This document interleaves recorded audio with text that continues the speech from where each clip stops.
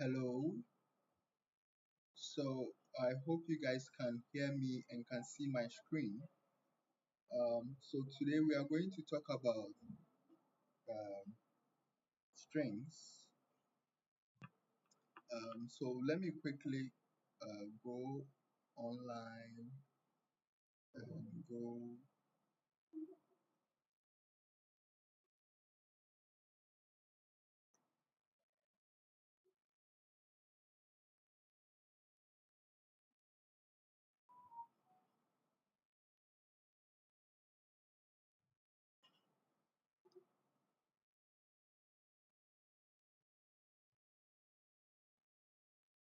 So I'm trying to get.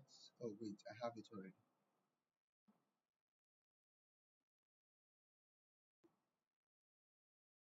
Yes. So strings as data types.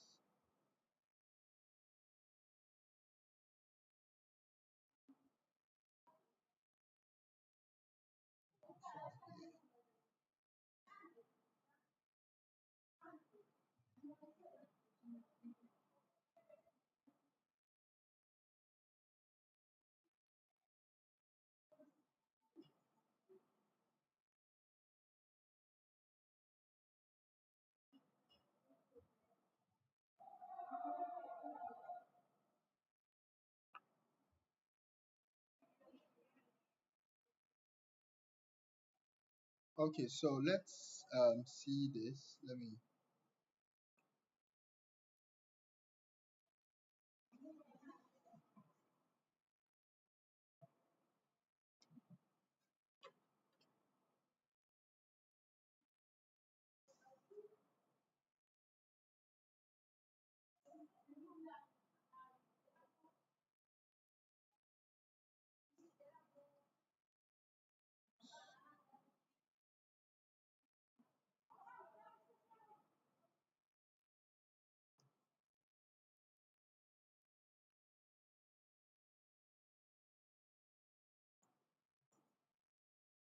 So let us talk about strings as data types.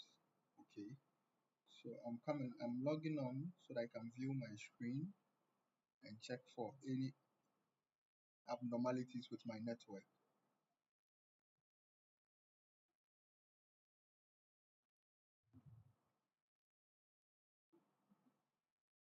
So when you talk about strings, as I mentioned the other time, so the other time in our meeting, we had um, we had four main data types I asked you to focus on. And out of the four, strings was one of them. So we have strings, integers, floats, um, boolean.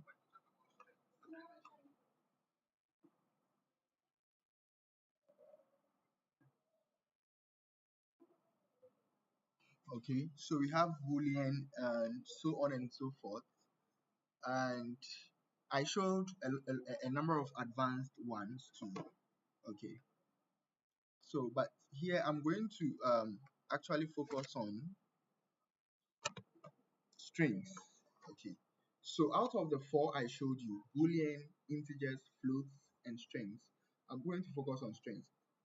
By the way, guys, you can send in your messages through the chat, and I'll be able to see it and um, respond to it. Now, before you can send messages, you have to subscribe to the channel.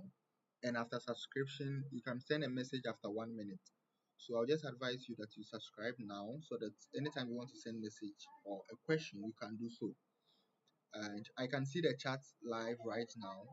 So there's no need to worry. There's no need to text me on WhatsApp. Okay. Is my screen clear? Can you see what I'm seeing? Is it clear enough?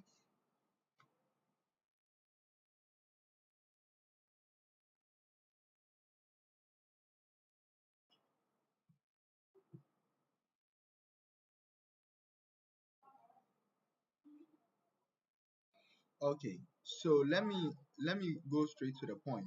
So anything in quotes is known as a string. For me, most often that's personal. I usually use double quotes most often, but it doesn't mean always you should be double quotes. Okay, so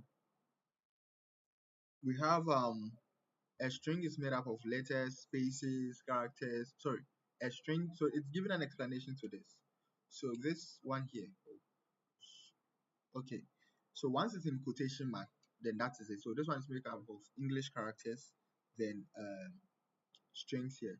Then this one too, we have numbers in quotes, and once it's in quotes, it's also a string. Then we have true and false, which is also a string. Then we have 0 points, the floats, but as long as it's in quotes, it's a string. Then if you have quote without anything inside, it's an empty string. So you should note, once you have a quote without anything inside, it's an empty string. Okay. So going forward, we look at string operation, adding and multiplying. Okay. So you can add strings, you can multiply strings, but the way we add strings and multiply strings is not in terms of mathematics. Okay. So I'll demonstrate that in a bit. But before then, let me explain. So we have first name is equal to what? Derek. Note that there's a space. And one problem I noticed with your previous project on HackerRank was a lot of you find it difficult following instructions. I don't know, but it's very difficult following instructions. Commas, full stop, colons, all those things, they are very important. We don't write them because, look, a full stop can stress your life. Okay, you can write a code of, let's say, 1,000 lines, 2,000 lines, 5,000 lines, and the entire code, the entire code may stop working because there's a full stop somewhere where it isn't supposed to be, and 2,000 lines of code has stopped working.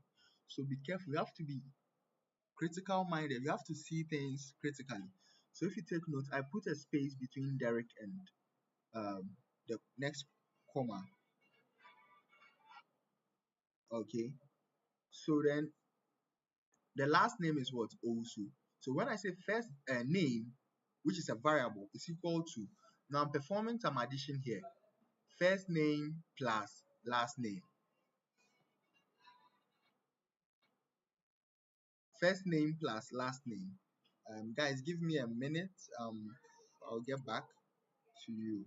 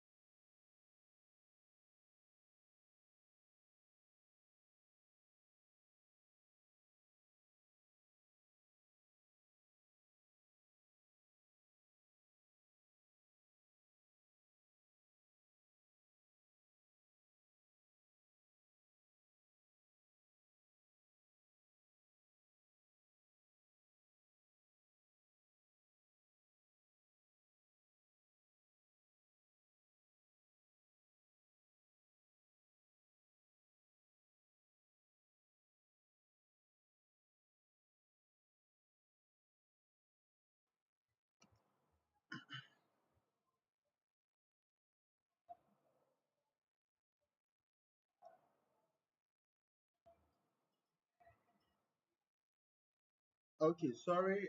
I muted the microphone. I had a call, so sorry for that. So as I was saying, so we can add first name plus last name, and when we print the name, we get a full name. Okay, so that's one adding strings. We call them. How do we even call them? Okay, I think using the word add, it's helpful. Okay, so then the next thing we have to look at is multiplying. So we are multiplying strings. So we have hello. So in Python programming, when you use asterisk simply means that this symbol simply means multiplication. Okay, there's no multiplication sign on the keyboard. So asterisk is used in place of what? Multiplication. So when you say the text hello times 3 means that it should be duplicated 3 times. Okay, the text will be duplicated 3 times. Then the print function will print it out. Okay. So let me do a little bit of demonstration before I come here. So let's go back and let me do a little bit of demonstration.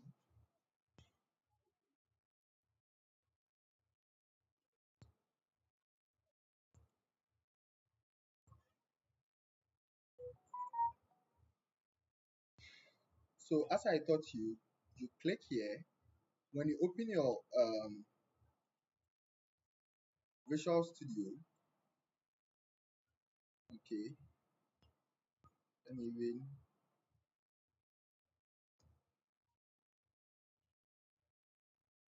so maybe open the folder where you want to open folder where you want to save your work. Then maybe you select, let me just select Python codes, and I say select. Then once I've opened this folder, now I can maybe you see this first, welcome. So you can close the welcome page. You come here, you see this new file, you click on it, then you name it. So let me just say strings. Let me call it strings code, okay, dot py. Then when I press enter, I've created my file. Now let me zoom in, control and equal to sign will zoom in. Then I click on this to close the tab. So I have this.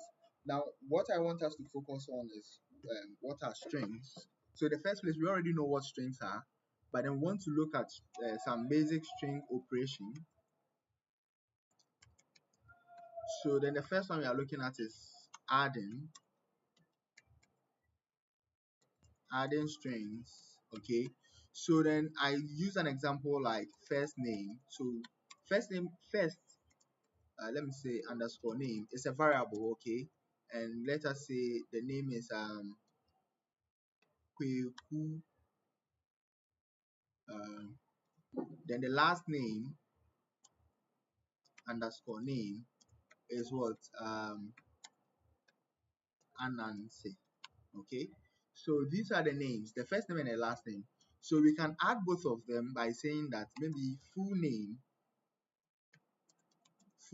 is equal to first name plus last name. Okay, so this will join the strings together. Now take note here, I didn't put a space. Okay, it's intentional, I didn't put a space. So take note, I don't know if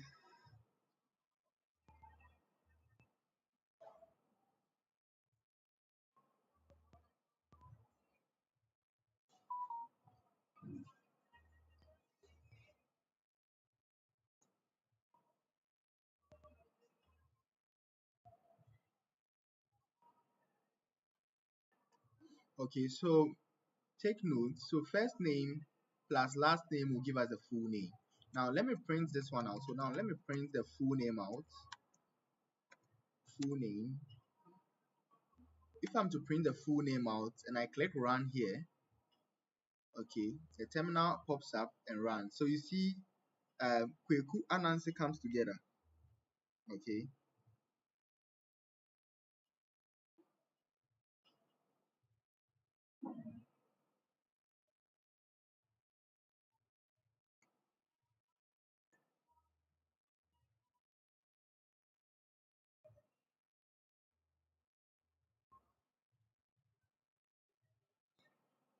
Okay, so Kweku Anansi all comes together. Okay.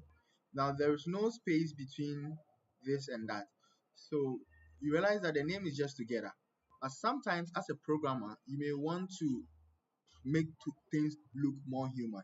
That's why in the slide I put a space here, and when I click, I get a space between them.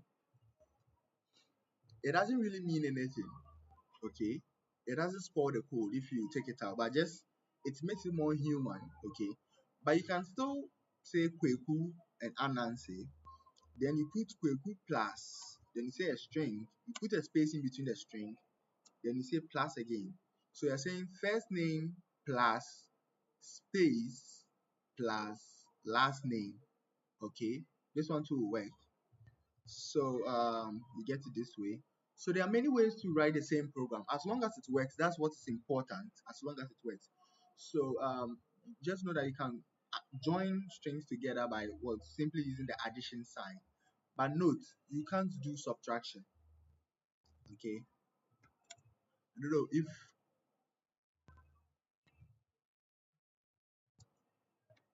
now if I put a subtraction sign, say first name Kweku with space at the end, subtract space from it. Let's see what will happen. That's an error. Okay, so unsupported operand type for the hyphen or minus, string and string. So you cannot subtract a string from a string. Okay, so that's what it's trying to say here. Unsupported. So type error. So the data type you are using, there's an error with it. So concerning the operation you want to perform and the data type you are using, there's an error. Okay. So now that we've looked at this, we can also look at so let me okay. So we can also go ahead and look at string multiplication.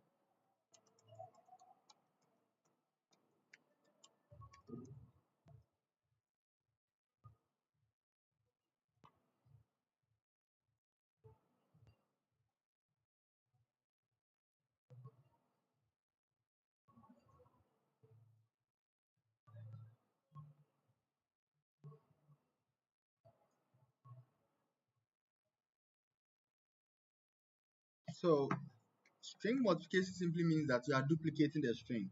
Okay. So you can have something like maybe let me say what x is equal to 5, but this 5 is not an integer. Okay, it's not an integer, so we can have x is equal to 5. Then when you say something like, let me just say print the x multiplied by 3, it means repeat the 5 or this string 3 times. So if I'm to print this, print, oh wait, I've already printed it. Now I don't want this part of the code, I don't want this to print, so I can put in a hashtag in front of it to comment it out. Then we run it. So you see that the 5 has been duplicated 3 times. So 5, 5, 5. Okay, because that's what we said. So if you put in hello here, let's say hello, right? Let me put a space behind it. So hello, when we run it, this is what we get. We get hello with a space 3 times. Okay, you can make it 4 times. When you run it, you get it 4 times. Let me see if I make it 0.5 times, but I don't think it will work. Error, can't multiply sequence by non-int or non-int of type float. Okay, so let me see. So you realize that we can only multiply by what? Cannot multiply by non-int. So we can only multiply by integers. So 4, we can multiply by 4, we can multiply by 10. Okay, so when we run it, we get hellos 10 times. Okay, so people ask, so what's the importance of this? So why are we learning all this? Now you are learning the basics. Okay, sooner or later we'll start developing bigger softwares, and when you start developing those bigger softwares, these things comes into play. So what if maybe you want to, maybe let's say for example you are developing a game, and if the person wins, maybe if the person wins big time, maybe very big, you display 5 stars. Okay, so the stars will appear 5 times. If the person win maybe not quite but very great, you display the star 4 times. or you display the star 2 times or 3 times. You see, so then it boils down to something like this, okay? Or maybe you display hooray 5 times, meaning that you did really well. You display hooray 1, meaning that you didn't do really well. So then you can use string multiplication to do some of these things. So in itself, it's like, so why would I be duplicating one thing a number of times? Okay, but I think this one is better than typing hello, hello, hello, hello 10 times. You see, so these things will come in handy at the right time. Okay, so since it says you cannot multiply by a float, now let me try multiplying this one by, let's say, 4.0. It says you can only multiply by integers, but not by float. So let me see if this will work. Just testing it out. It gives me an error. That's why I said there is a difference between floats and integers.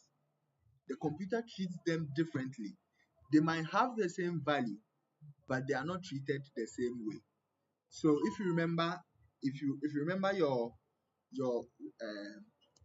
project you did, um, you guys show some reactions if it's going on well, if not going on well. I want to know. I'm actually looking at the charts down here, so whatever you do in the charts, the reactions, I see them, and if there's something I need to attend to, I'll attend to them. Okay, so you have to know that 4.0 and 4 are two different things, and here it works. But 4.0, it doesn't work because it's a float. Okay, so in as much as they can have the same value, they are not treated the same way. You have to note that between integers and floats. So quickly, let me fast forward. It's already 7:30. Then let me go to the next important topic, which we call string slicing. Okay, string slicing.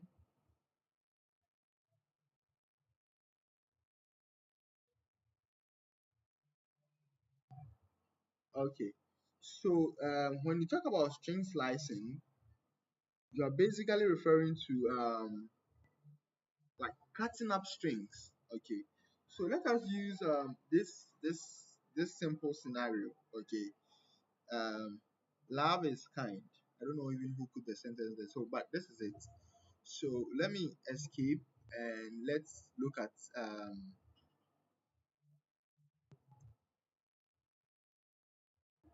okay. So let me decrease the font here. So we are looking at string slicing. Let me comment this one out. Then let me come here. String slicing. Okay. So string slicing simply means that you are cutting up the strings. Okay. So I'm zooming out a little. Now, if you look at our slides here, okay. Now, when you type a string like, let's say, sentence, okay, sentence is equal to, now let me put it in caps. Love is kind. I'm putting it in caps so that you can really see them well. Okay. Now, chart here, from this chart here, we see that now the computer in Python programming, when you have the first letter starts counting from 0. So if you notice, I started counting our project from 0. Day 0, day 1, so debriefing, day 0, day 1, day 2, that kind of thing. That's how Python counts it. So if you are counting items in Python, it starts from 0, okay? But you can start from 1 though. But the index of strings and lists and what have you start from 0. So the first letter O has a position of what? 0. Sorry, the first letter L has a position of 0. The second letter, which is O, has a position of 1. The third letter, which is V, has a position of 2. The fourth E has a position of what? 3. Now the space between the E and the I, okay, that's the love and the is, has a space and it's the fourth position. Okay. Then the I is the fifth, S is the sixth, the next space is the seventh, K is the eighth, I is the ninth, then this N is the 10th, then D is the 11th. So from 0 to 11. But then the length of this is 12. If you count the LOVE space IS space KIND, it's 12 characters, including the spaces. They are also characters. But since Python is starting counting from 0, it will end on what? 11. So if you say that, if you want to slice, if you want to cut part of it, the largest kind, um, if you want to cut part of it, let me just do it this way. Maybe I want to cut from here to here. Now let me put,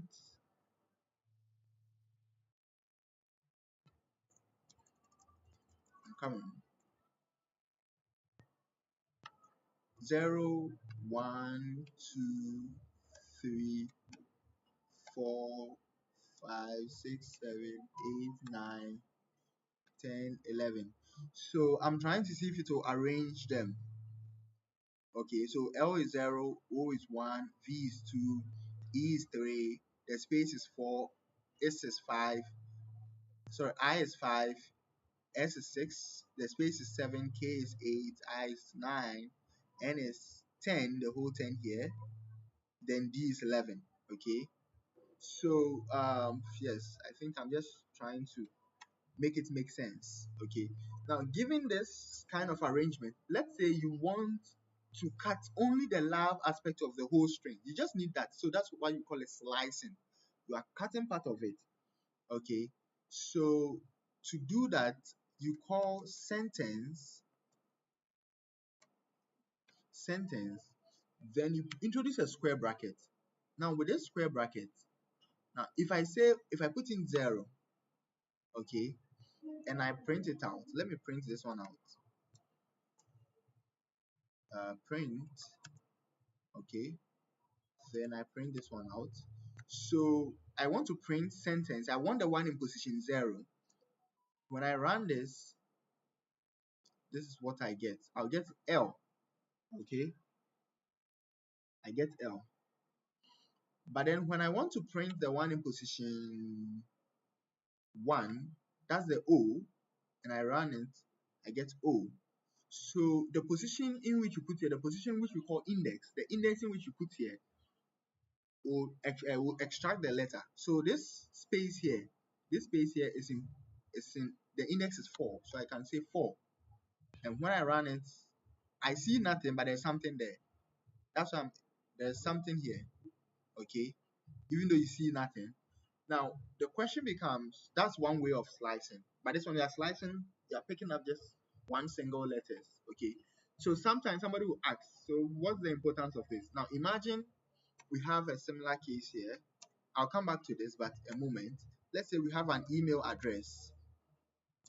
Okay, email address, and we have hello at gmail.com, and this is a string. Okay, so I want to know 1, 2, 3, 4, 5, 6. So I can say email position 6. Okay, so this one would go and pick the at for me. I want the at I want what's at position 6, and when I run it, I get G. Oh, then that's position 5. Yes, position 5. Do you know why I got G? Because I counted the hello, H as 1, E as 2, L as 3, this L as 4, O as 5, then at 6. But in reality, Python is counting it. H is 0, E is 1, L is 2, another L is what, 3, O is 4, then at is 5. Okay, so start counting from 0, not 1.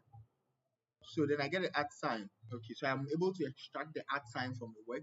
But because this one I know the position of it, okay, it may come in handy in the future, but I can't tell you what you would need it, you would use it for right now.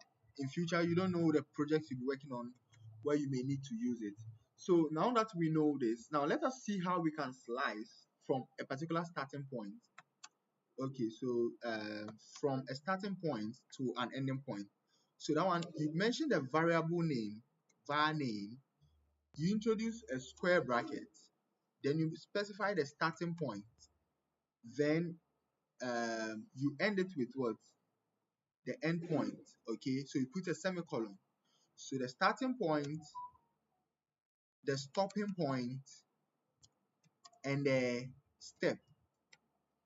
Okay, so we call it variable name square bracket start stop step. Okay, okay, but then there's something you should note. Note NB that the program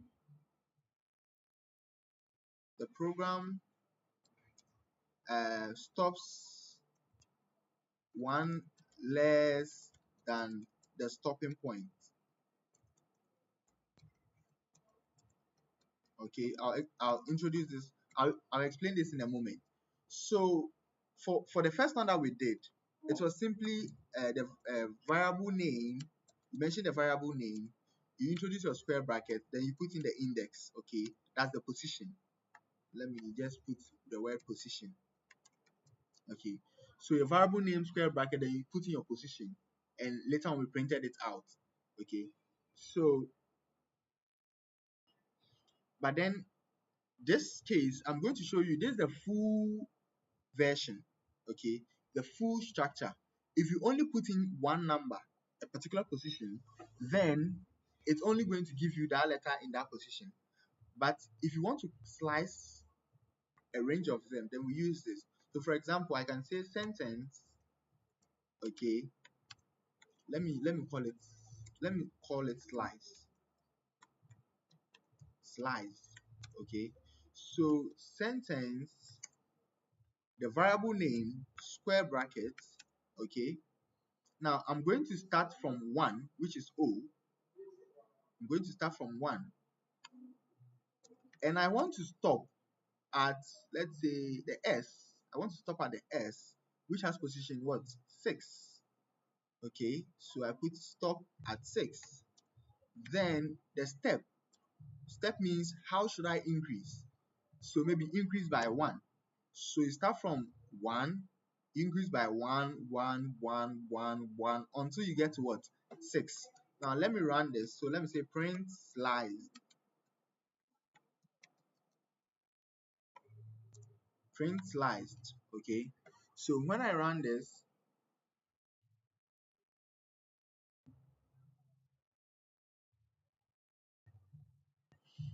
what do I get here? Now what I get, I'm starting from 1, I'm ending at 6 with a step of 1. What I get here is O, which starts from 1 to V, E, space, I, but I didn't get an S. The S is on position 6, but I didn't get an S. So that's the meaning of this statement. The program stops one less than the stopping point. So if the stopping point is 6, the computer will give us, so this one would print all strings from all strings from 1 to 5 instead of the 6. So it will end one less than the 6. Okay. So if I had wanted to print 1 to 6, then I have to put here 7. I have to increase it by 1. Then it will take care of the S for us. So in this case, the S would appear. Okay. Of S. Okay. So we're able to slice it. So, but then if you do not state the direction, okay, or the step, if you do not state the step, it by default assume that the step is 1. Okay. So it starts from 1, ends at 6, and increases by 1 by default. And if you do not state the end and you just leave it like this, it assumes you are doing it till the end. So to start from 1 and go all the way till the end. Okay, so starting from 1, go all the way till the end. Because you didn't specify the end, so it's assumed that the end is the end. Then if you do not specify the beginning, okay, if you do not specify the beginning and you say maybe end on 8, it will end one less than 8. But since the beginning has not been specified, it will start right from the beginning. So it gets to 8, and 8 is K. Okay, so let me say 9. So 9 is what? I. But it will end one less than I, which is K. So you see, love is K. Okay, when I run this,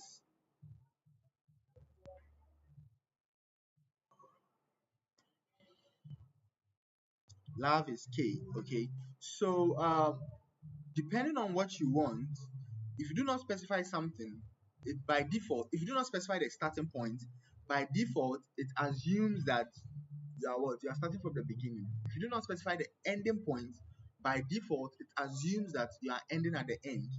And if you do not specify the step, by default, it assumes that the step is 1. Now let us look at let me go back. Let me remove this. So when I go back, now I'm not going to give you guys this code. I want you to watch the video and type for yourself. If you have any question, put it in the chat. Occasionally I look through the chat to see if there are any questions. Okay, so you can put it through the chat. Okay, and some few reactions wouldn't be bad, at least. Okay, so from here, the next thing I want us to do is to look at how we can change the step. Okay, so let's focus on the step. So focusing on the step. Okay, let me copy this, Control C, Control V. Okay, so that I just can see it. I can see it right here. So we can say that let me call it slice.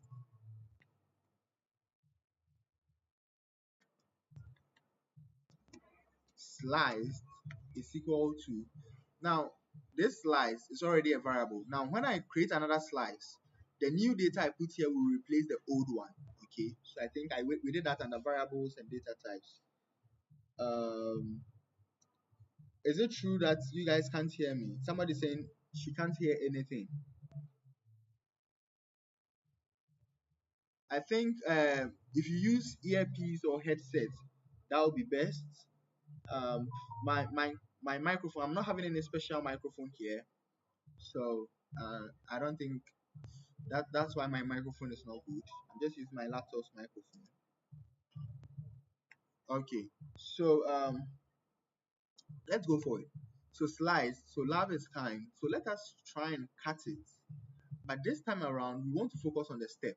Okay, so when I say start from, let's say 0, that's the L, and end on 7, which means 1 less than 7, which is 6, love is, then change with a step of 2.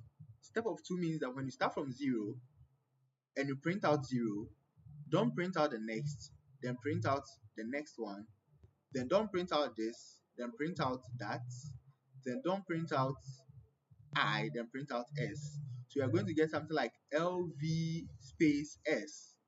Okay, so that's what you are going to get. Oh, there's some error somewhere.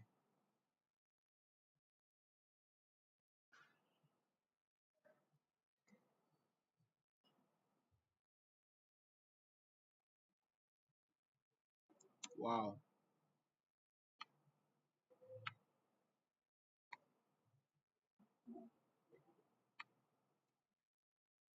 They're saying it's not closed.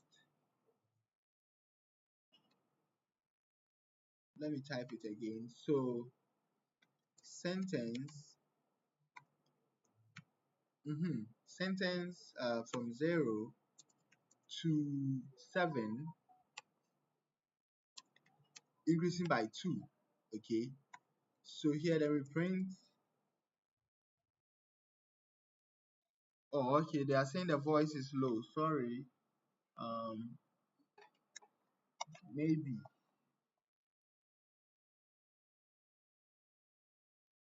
So sorry about that.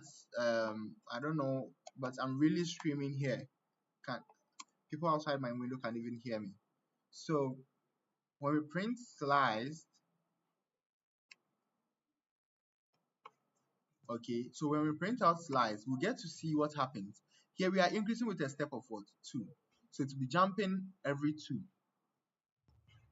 So when we print this out, what we get is this. Okay, so from here, from this print statement, oh, this one we didn't need it. Okay, so now let me run it again, and we get L, because L here is in position 0. Now we jump by 2, meaning V is the next in line. Then that's in position 2. We jump by 2, meaning the space is what is in line. Then we jump by another 2, then the S. And when we jump by 2, we are going to fall on 8, but we are ending at 7. Or we are ending 1 less than 7, which is 6. And we've gotten there yet. We've gotten there already. So then we have LVS. Okay. So that's also another way. So you can increase the step. You can increase the step by 2, 3, 4, 1, and what have you. Let me try. I've never tried this. Increase having the step to be 0. I'm suspecting an error. Yes, slide step cannot be 0. So this is a value error. The value you entered is error. It's not accepted. Okay. Okay. So the value you entered is not accepted. So the step can be 0. So the step is what? 1 and above. And the step can be 1.5. So you mean it will jump 1.5. I don't know if you wanted to print half of V, but it won't work. Okay, so likewise, you can also put floats here. You can put 1.0 here.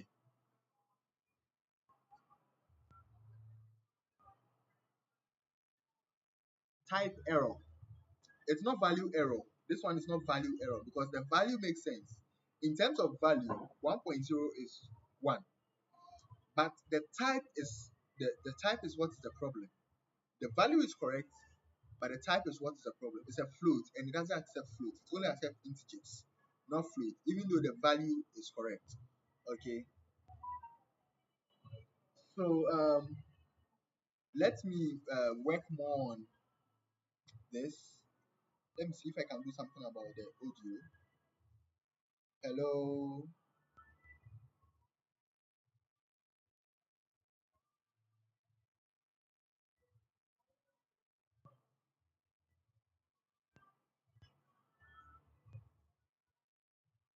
Hello. Okay, so I don't know how to go about this software. Maybe I'll learn much about it so that I can improve my audio. Okay, so we have zeros to 7, and we've been able to slice it. So you should know how to cut out your your strings. It's very important sometimes. It's very useful. Okay, so that's string slicing. The next thing we have to look at is now let me show you how to do reverse. Yes. So even though we are slicing with steps, you can also slice with negatives. So when I say slice from 0 to 7, -1, meaning that go in reverse. Okay. So um increase whatever increase you are doing the step but in reverse. So to start from 1 less than 7, which is 6, and print it backwards to L. Okay, so when I run this, you get to realize that, oh wow, sorry. Yes, exactly. I want this. So you realize that nothing was printed here because we are telling it to go in reverse. Okay, but it should start from 0 and end at 7, but in reverse. No, when you start from 0 and you're going in reverse, you can't get to 7. So nothing would appear here. Okay, so rather the starting point now becomes, let's say, 7, and our ending point becomes 0. So then that's the reverse. So in that sense, when I run it, we start from 7. 7 is the space, right? Then we end at 0, and 0 is the L. So 0 will not be printed. 1 less than, this one will be 1 more than wherever the position is. So we have C evo. Okay. So C evo is the output we got. Do you get it? So that is something we should check. That is something we should check. Okay.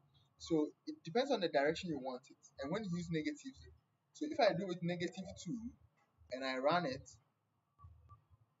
it goes in reverse, but in the steps of 2. Okay, so it jumps by 2. Then this one also has to mean that then if I don't specify the ending value, it will go all the way till the end. So start from 7 and go all the way till the end. Where in this case, since we are going in reverse, which is negative, in this case means that go all the way to the beginning, but in reverse. So when I do it this way, I get it starts here, go all the way to the beginning. So this is the lab that has been turned around. Evo. Okay, goes all the way to the beginning to L. Okay. Now, if you do not specify the starting point, it will start because we are going in reverse. It will start from the kind and go all the way to the lab. So when I do that, I've reversed it. What is this? Link C Evo. Link C Evo, whatever. But you can see that the D came first, the N followed, the I followed, the K followed, the space S I space E V O L. Okay, so when you put semicolon semicolon -1, you reverse the entire text. Okay, semicolon semicolon -1 in square brackets, you reverse the entire text. There's just a short trick that you can use to reverse your string. So sometimes you may want to reverse it. Let's say you have a certain data and you want the back, the ending part of it to come forward so that you can easily process it or something. You can use this format to reverse it. Okay, so let's go to the next topic. That is to say string methods. Okay, string methods. Now, when you say a string method, you are referring to a list of functions. Let me go here. So string methods. Okay, so um, string methods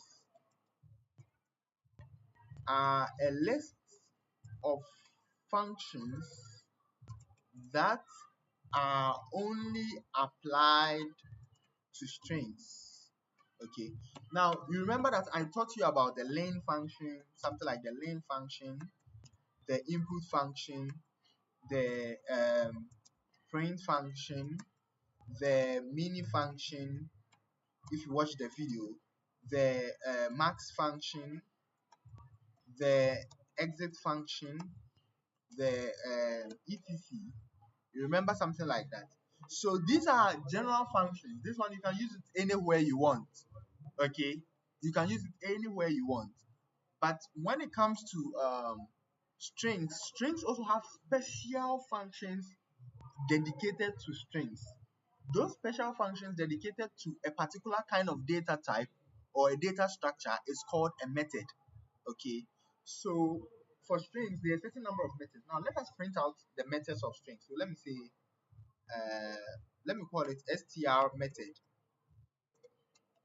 Okay, so str methods. Now, if you want, I want to get the method, so I'll say, or let me just print it out so that we can see it.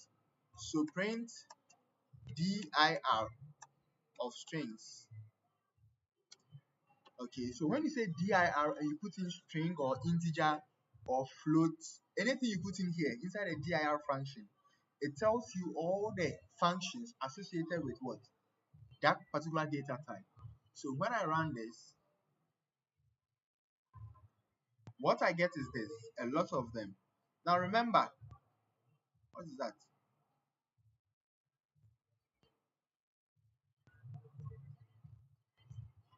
Okay, now remember that now this is most of them, not all. Let me decrease the size so that we can see it.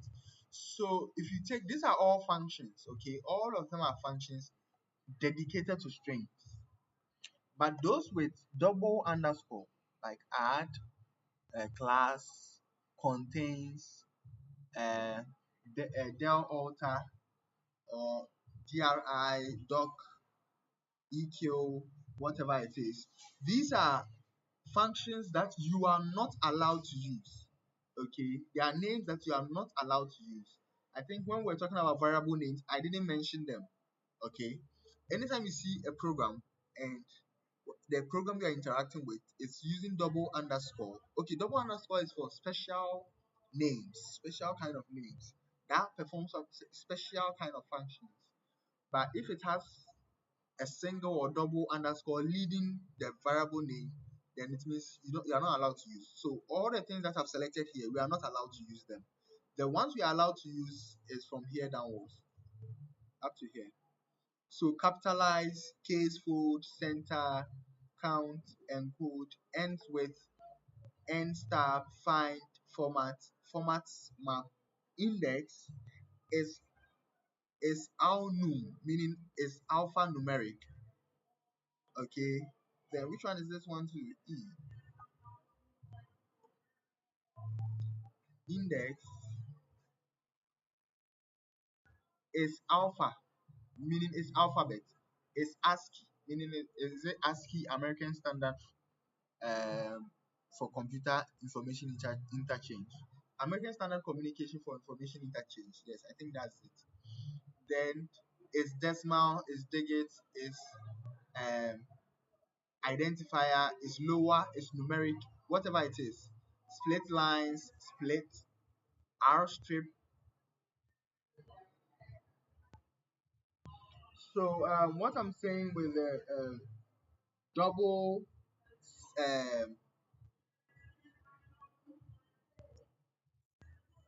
so you're asking me to go over the double semicolon.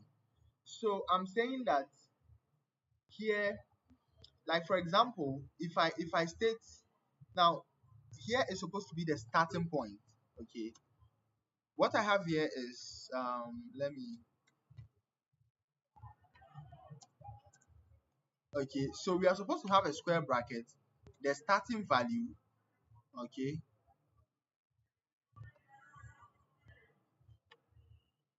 the starting value, the stopping value, then the step. Okay, but if you do not provide a start, meaning if you make it empty like this, and do not provide a stop, and you make it empty like this, it means it will start from beginning to end. Okay, let me just remove the negative one and let us do some printing. Let me close this one here. So let us print slide. Okay, so we have love is kind. Start, we didn't specify the start, we didn't specify the stop. We just put two semicolons. When you run it, it will start from the beginning till the end. Okay, because once you don't specify the starting point, by default it starts from 0. If you don't specify the ending point, by default it ends at the last one.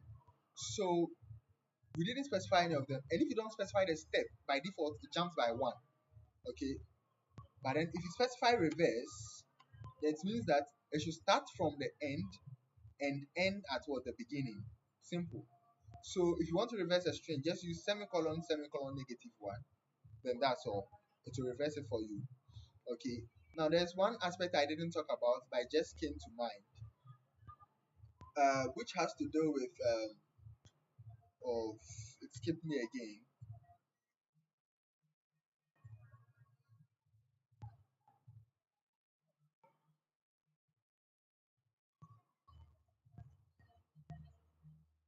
Yes, so reverse.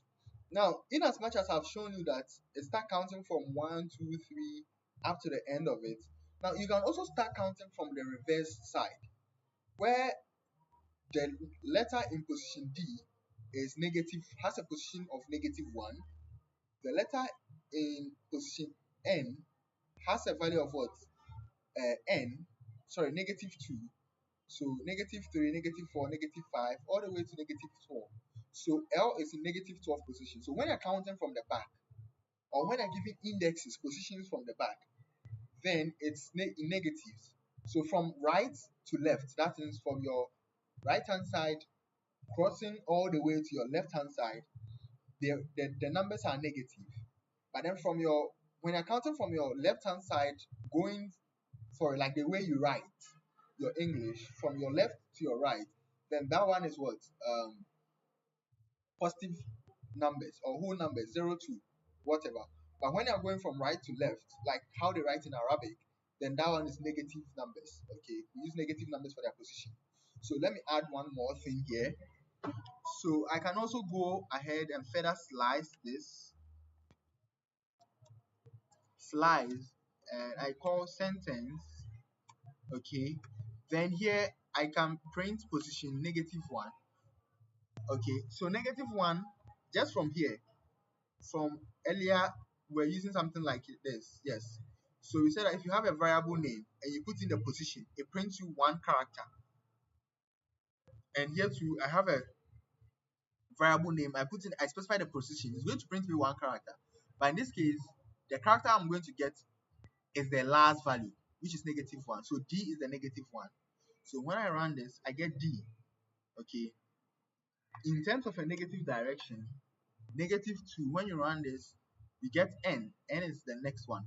So when you're counting in this way, it starts from -1 till the whatever it is. And when you're counting in this way, it starts from the it starts from 0 and goes to the end. So you should take note of that. And when you want to reverse it, it is semicolon semicolon -1.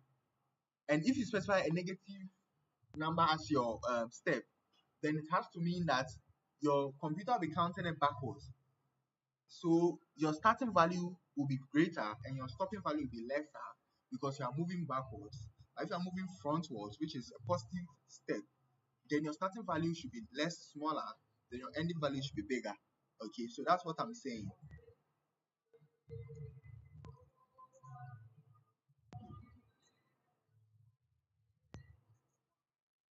Okay, so from here, call it sliced.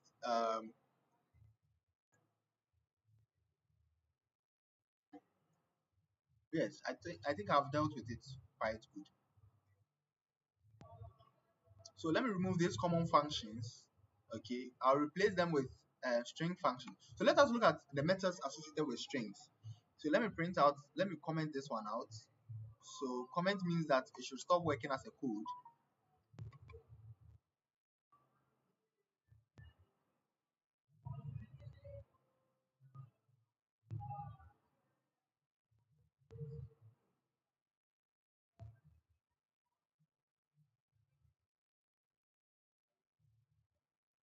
Okay,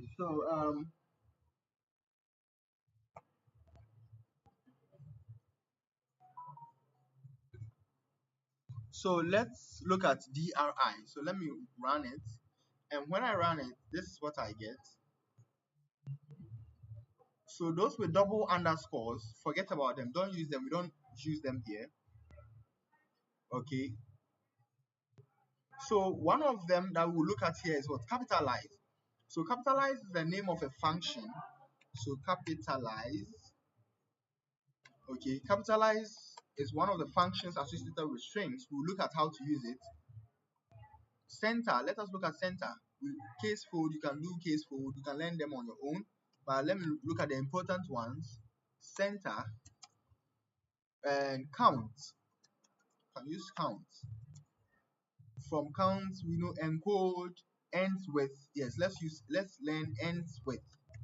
Okay, somebody should type in the chat, look through what you are seeing, and give me one of them that you think we should also learn about, that you think you need. Okay, I'm also looking through. I think find find will do. We should find something from a string. Format map, index. Yes, index too is an important one. Index. Okay. Then is alphanumeric, is alpha, is ASCII, is decimal, is digit, is identifier, is lower, is numeric. Okay, let me do one of the S. Let me do one of the S. Let me use let me focus on S alpha. Okay, then I'll use it to explain the rest. So let us look at S alpha. Okay, we'll learn how to use S alpha. Then is printable, is space, is title, is upper, join. Yes, join. We can look at join. Code. So somebody is who is Mr. Pong? Mr. Pong is talking about encode. Is that Ajwa? Encode. So do you understand the encoding characters? UTF-8, encoding, UTF-32, UTF-64, and ASCII, and those things. If you understand it, then we can do some encoding. But encode simply means that whatever strings you have, you are converting it into a certain standard form. You can encode it to a bit in bytes form, which is basically going to be ones and zeros and things like that. But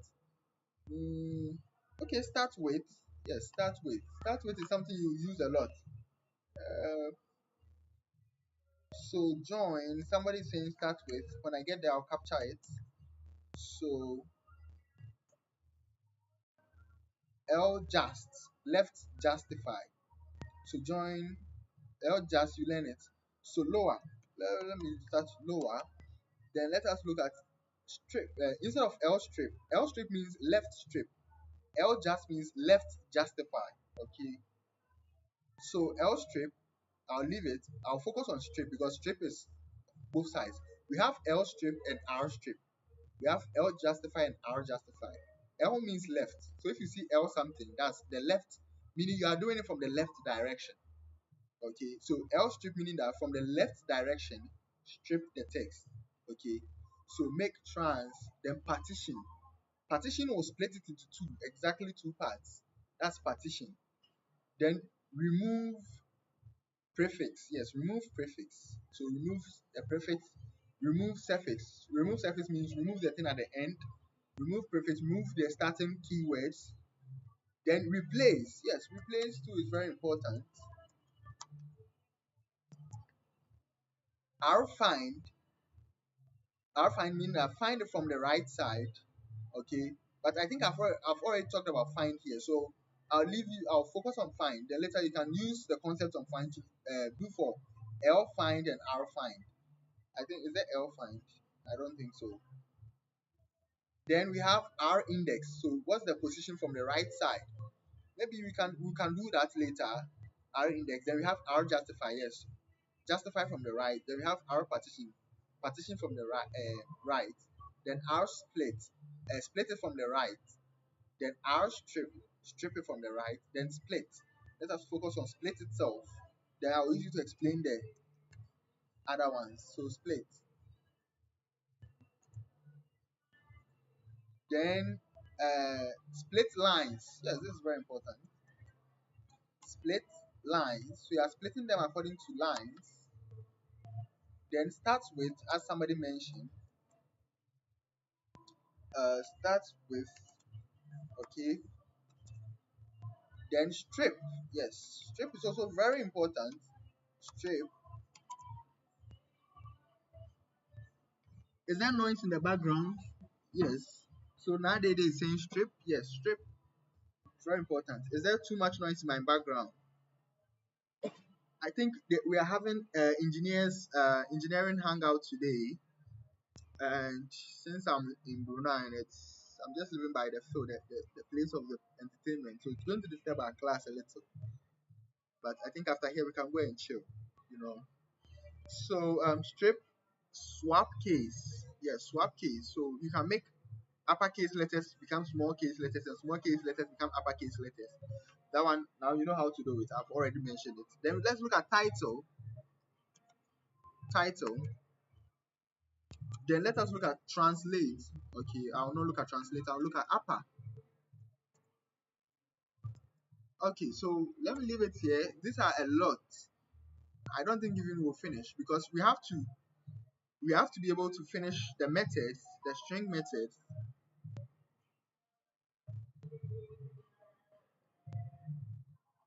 So index method, split method, upper method, lower method, start with method, strip method, replace method. So these are methods, okay? And these are the ones I focused on in the reading material. I'll send you the reading material later. Then we do that. So from the class we had, the previous on the stripping, on the slicing, we realized that all of them had positions. That's the index. So we focus on the index method and we'll see how we can get the index of characters. Now, if you look at the splitting, here we're specifying the numbers, say 1 to 6. 10 to 7 negative in the position of what, in the direction of -1, and things like that. So when you put in the range, then it gives you the a slicer for you. But when you are using the index method, that one say, if you say index k,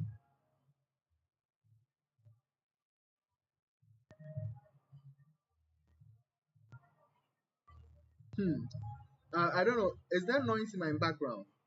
Is there too much noise in my background? So with the index, you put in the letter inside the string, then it tells you the letter's position. But with a slicing, you put in the position, then it tells you the letter. So it's kind of like a reverse form of it. They will look at split methods, they will look at upper, lower, title, and capitalized methods, start with and end with method, then strip method, then replace method, count method, then we end it. Now, these links here are videos on YouTube that you should go and watch. They are very short videos and they go viral. So in case you miss this meeting, you can still go online and watch it. Okay. So let me quickly start working on them.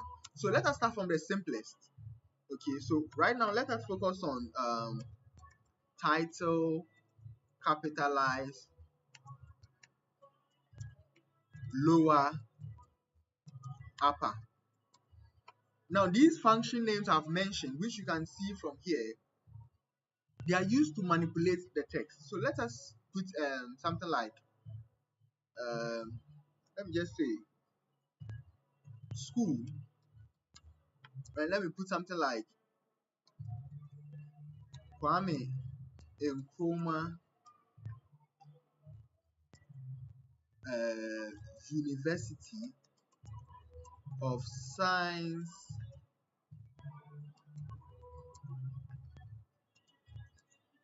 and Technology.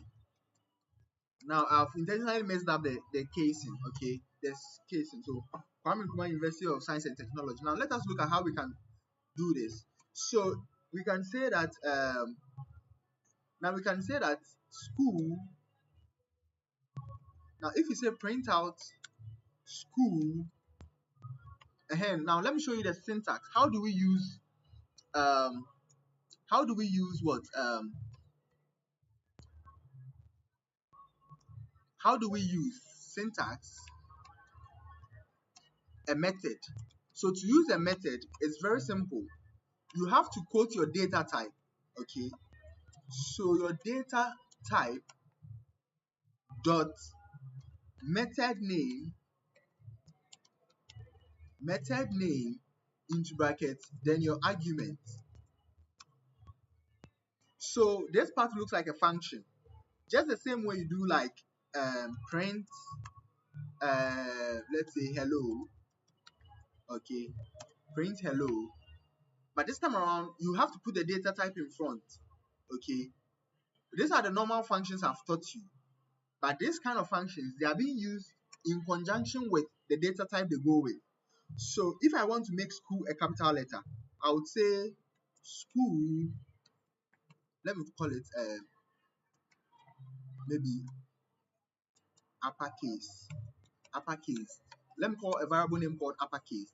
So if I want to use the title method, I would call the data.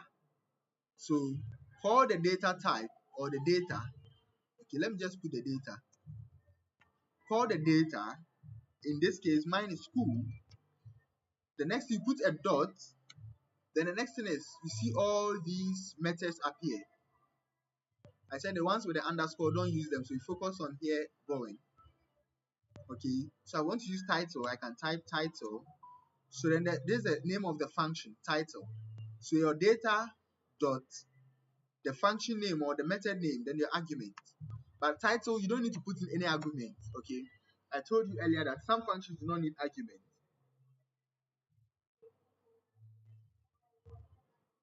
Okay, so somebody is saying source. I don't get it. So Jason Abubakar or Awel or something. Yeah, please come clear with your statement or source, something like that. I don't know if you're asking a question or it's just a a joke or something. I don't know. But let me get back to work. So school.title, meaning that convert this into a full uppercase. So now let me print it. Oh wait, so sorry, title will not convert to uppercase. It will convert to, let me call it title case. Title case as a variable name. Title case. Okay, so when I run this, now what you see is that when you say title, it means that all the first letters of every word should be converted to an uppercase. That's the title. So school.title will convert the first letters of every word to uppercase. It doesn't matter. It could be a different sentence. It could be, that's why I intentionally made the enchroma small letter. Okay, it could be another sentence. Let me call it sentence. Let's say I love Africa. Let me just say. Okay. Now when I print out, I can just say print into brackets what sentence dot title. Okay, brackets open, brackets close. So sentence dot title. I can put it directly into the print function and it's going to do the work for me. So your data dot the method or the function name, then your bracket, then you put in arguments if it's needed. Okay, so when I run this, realize that the school's name, all the first letters have been turned towards uppercase. My sentence, all the first letters have been turned towards uppercase. So I, L, and A have all been turned to uppercase. But in this case, it wasn't the case here. Okay, so that's what you can use the title for. So the title method. Okay, now let us look at the capitalized method.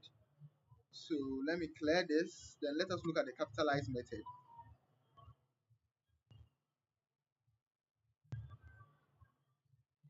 So looking at the title method, so sorry, capitalize. Capitalize means that only change the first letter to an uppercase. So let me change this one to a small I. Capitalize is more or less like sentence casing. Okay. So if I say, let me put X, any variable name. So let's say school dot sentence, sorry, school dot capitalize. You don't need to put in any arguments. School dot capitalize. It's going to give us only the first letter being made an uppercase letter, and the rest of them will be made small letters. This science has an uppercase S, but to make small letter. Technology has an uppercase T, but to make a small letter. Okay, so that's the use of the capital. It's like you're writing a sentence. In a sentence, when you take out nouns, proper nouns, only the first letter in the sentence starts with an uppercase. The rest of them just are small letters. Okay, so let us print X here. So when I run this,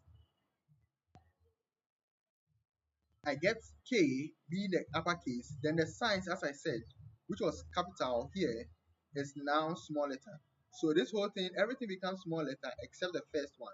So it's behaving more or less like sentence casing, like the way we case sentences. The first letter in a sentence is an uppercase, the rest of them are lower cases except what? Proper nouns. Okay, so something like that. Then we can also look at lower. Now, if let's say, let me remove the comma and let me make it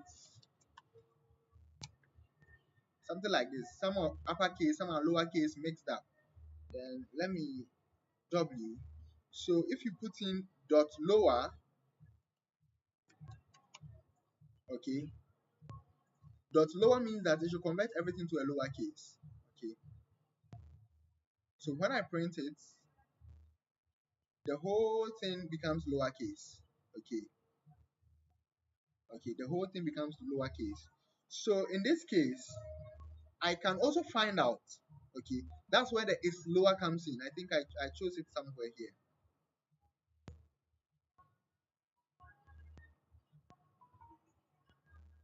Okay, I did is alpha. Now let us do is lower.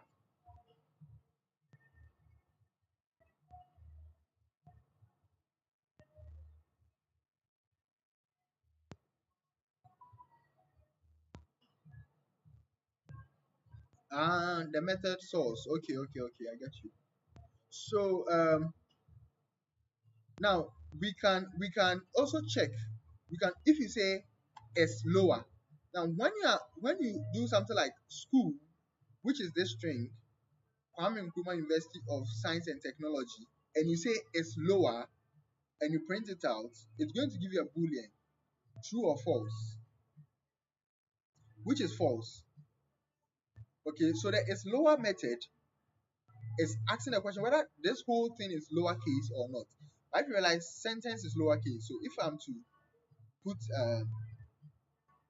let me make y is equal to sentence dot is lower. Okay, then um let me print y. Okay, so when I run this, I get false. School is not lower because there are some uppercase there, but the sentence I love Africa is fully what lowercase. So you can use the is lower to check. So all the is something is going to give you a true and false.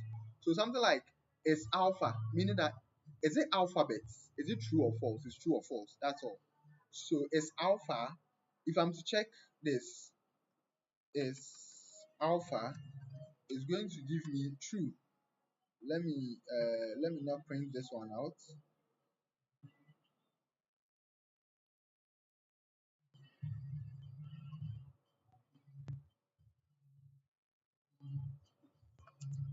Okay, so is let me comment this one out too. So sentence is alpha. I'm asking if the sentence is alphabet. When I run it, I'm going to get false. Wow. Okay, because of the full stop, I think. Let me remove it and see. False. Maybe because of the spaces. Let me. Okay, so true. Yes, because of the spaces and the full stop. So its alphabet means that everything in here is all alphabet. Then it's going to be true. So anytime you see it's something, that means it's going to ask whether it is alphabet or not.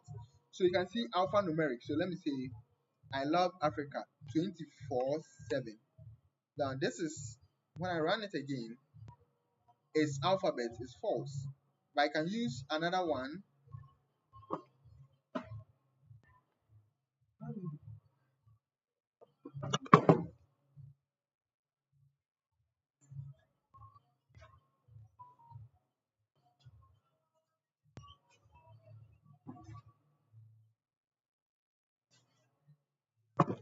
So sorry.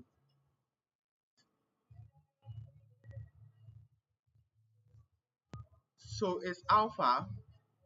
That means is it alphabet? Now if you say it's alpha nu or it's al nu, okay, meaning is it alphabet and numeric at the same time? And it's going to be true, okay, because there are some alphabets, there are some numbers.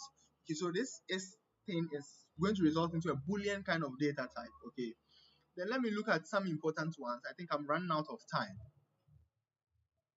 I'm really running out of time. So let me look at strip. Yeah, strip is important. So we've done capitalize. So capitalize has been dealt with. Center. Let me work on center. So the next thing I'm going to look at is let me select a few of them. Ends with, ends with, and starts with. Ends with and starts with. Let's look at ends with and starts with. So ends with and what starts with. Okay. Now let me take an email address. Okay. Then let me see if that's not your project.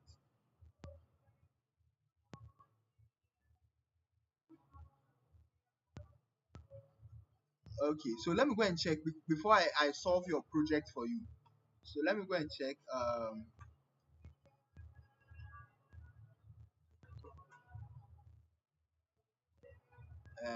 Quickly. Oh, oh yes. So I'm not going to solve that email stuff. That's the project. Sorry.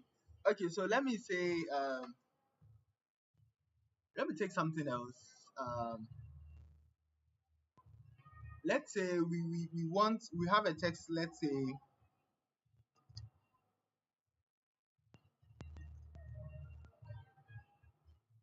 so let's say we have name of a person. Let's say Kweku. Okay. Then maybe the person's score, maybe 90. Okay. So then we have person person one. Then we can have person two.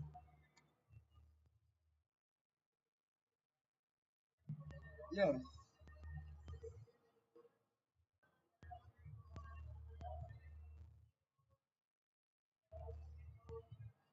exactly. So I think the question is it A B says no. I don't know. A B says no. Now the question I'm asking, X is a variable. Yes, and Patrick Harrison also gave you the correct answer. X is a variable. I think if you did the project, the theory part, I asked the question like that. The difference between variables and or something. I don't know if I asked a question like that, but variables and strings at some point look similar. Okay, like I can also say person two. Now, because this is in quotes, it's a string. This isn't in quotes, so the computer will treat it as a variable. That's the big difference between variables and strings. Else they will look similar. Okay, so if you state any word and it's not in quotes, then it's seen as a variable or a function name or something. But let me just say basically a variable. But it also has some rules. If you join our previous classes, I've told you the rules. There are three rules. Rule number one, don't start a variable name with what a number. Rule number two, use only alphabets A, B, C, D up to Z, or numbers 1, 2, 3, blah blah blah, or underscores. That is all. And lastly, you write the variable name equal to sign and a value, not value equal to variable. It's variables equal to values. Okay. I think those were the three major rules I stated. Okay. So then let me say, then let me clean this one. So let me call it AMA. So AMA is like, let's say having 80. Okay. Then maybe PC, let me say person three. Maybe you have Ajwa. Uh, Ajwa is, let's say, having 77. Okay, so maybe you want to find the score of who had um 80 or who had 77. So you can say that person, maybe you can put x is equal to person one dot ends with, now ends with, then you have to put in what are you looking for. Maybe ends with 77. Okay, so you want to ask if person one ends with 77, why? Maybe person two dot ends with 77. So you are asking yourself, you're asking the computer some questions that is person one's ending, the person one, the string in person one, is it ending with 77? The string in person two, is it ending with 77? Then Z, um, person three dot ends with, is it ending with 77? So you are trying to find out which of them ends with 77. Okay. Then you say print x, y, and z. Okay, I want to print x, y, and z. Okay, so I see which one ends with. So I get to realize that, oh, let me log this one because it's conflicting. Now when I run this, I get to realize that it gives me false, false, true. Now true means that the last one, z, is the one that ends with 77. So I found the person. Oh, so it's the person 3 that ends with 77. Okay.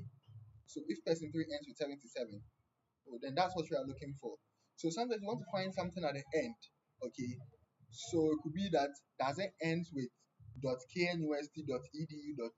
If it ends with .knust.edu.gh, then it means it's a school email. If it doesn't end with that, then it means it is not a school email. You can use ends with in some decisions like that. I don't know. So let me look at other ones. Center. Let's quickly do center. So ends with behave like start with. Okay. So let me use this one for start with. So we can also say that M is equal to person 1. Now you want to know which ones of them whose name start with A. Okay. So person 1 dot starts with A, capital A. Small a is different. Then maybe MN. Then you say person 2 dot start with A O. Person 3 dot start with A. So you are trying to find out which of them starts with A. Then let's print MNO. Let me comment this one out so that I don't get the answers from that interfering. So when I run this, I get false true true. So it means M and O or person 2 and 3 start with A, and that one is true. If you look at the data, Amma and Aja, both of them start with A. So so we can use start with, end with to check some things. Okay. It depends on you. So now that's where your creativity starts coming in, because you have all these tools, and how do you apply it? Okay. So it's lower turns everything to lowercase, it's upper turns everything to uppercase. Let us look at split. That's something very important we need to look at. Split. So split method. Okay. So let's say you have maybe you have maybe you have data, and the data are student scores, but the student scores came in as what? A string. Okay. So maybe you can have the data as 90, 77, 34, 89, 30, 66, 90, 12, 56, 88, 78, 94, 35, 56, 78, 55, 54, and so on and so forth. So we have a data like this. Then we are tasked to maybe find the average. Okay. Now you know that this is a string. You can't say sum, you divide, or you count or something. So what we can do is to split this. Okay. Now we want to split them into their various numbers. Okay. But how do we split them into their various numbers? You notice that they are all separated by what? Spaces. So we can split them by spaces. So if I say data dot split, and I specify that split it by space, so I put a space in between. So split it by a space, it will split everything into by spaces. So let us see, let me say answer. Okay, then now let us print our answer out and see what happens. Okay, so the split helps a lot. Let me comment this one out. Now very soon I'll use this one to solve a simple problem that just came to mind. So realize that we get a list. Now the computer creates a list for us, and this list is made up of numbers, or let me say strings, because it still has the quotation marks. But then you can see that they've been splitted. So 90 in quotes, comma, 77 in quotes, comma, 34 in quotes, comma, 89 in quotes, comma, and they've all been splitted all along. Simple. So it helps us to do some splitting. Now you can split them by, let's say, hyphens. Maybe they are all separated by hyphens. Okay. I'm tired. Let me quickly do this. Is there a better way to do this? Yes, there is, but I don't have time to code. Okay. So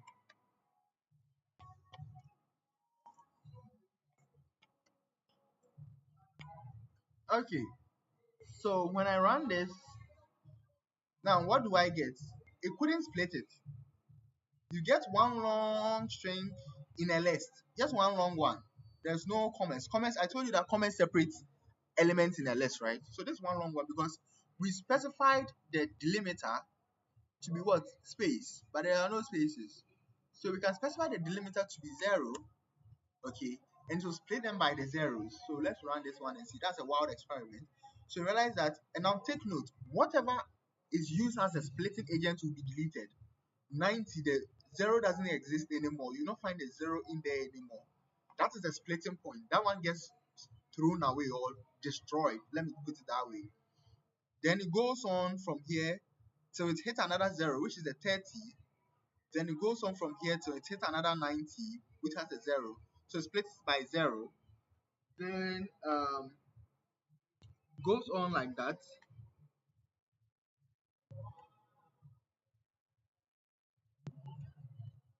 So I'm coming. Let me quickly change some settings.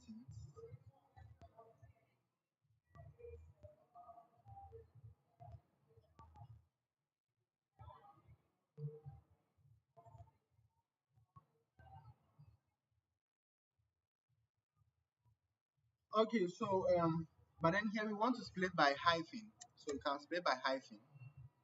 So you have to, so then split it into this. Then each of them is not an integer yet. They are still numbers. Okay, then from here we can convert each of them into an integer, which is our next lesson. So today is Saturday. Our next lesson will be Sunday no class, Monday no class. On the third day will be Tuesday evening. We are having class Tuesday evening, and that's why we are going to look at how to convert strings into integers and integers into strings and floats into ints, like convert between them. We call it typecasting. So you should be ready for that. But we can split according to whatever we prefer here. So we are splitting with what? Hyphens. Okay. Then we get something going. So we get something going. So now let us look at.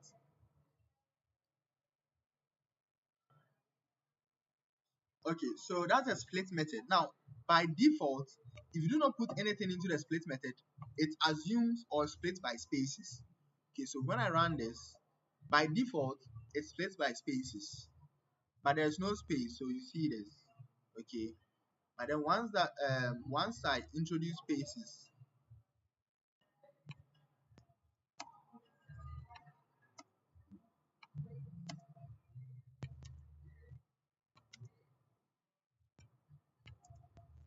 okay, so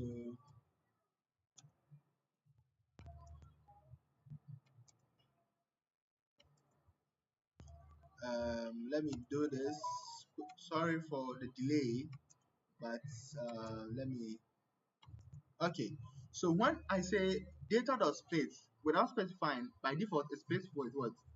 The spaces. So when I run this, then I get what? Get them splitted by spaces. Okay, I get them splitted by spaces. So you can use the split method a lot. Now let us look at the strip method. Okay, now the strip method means that now usually you see it on WhatsApp. Okay, now if you open your WhatsApp text box or your chat box, I don't know, I don't know, let me see if I can open one WhatsApp chat box for demonstration.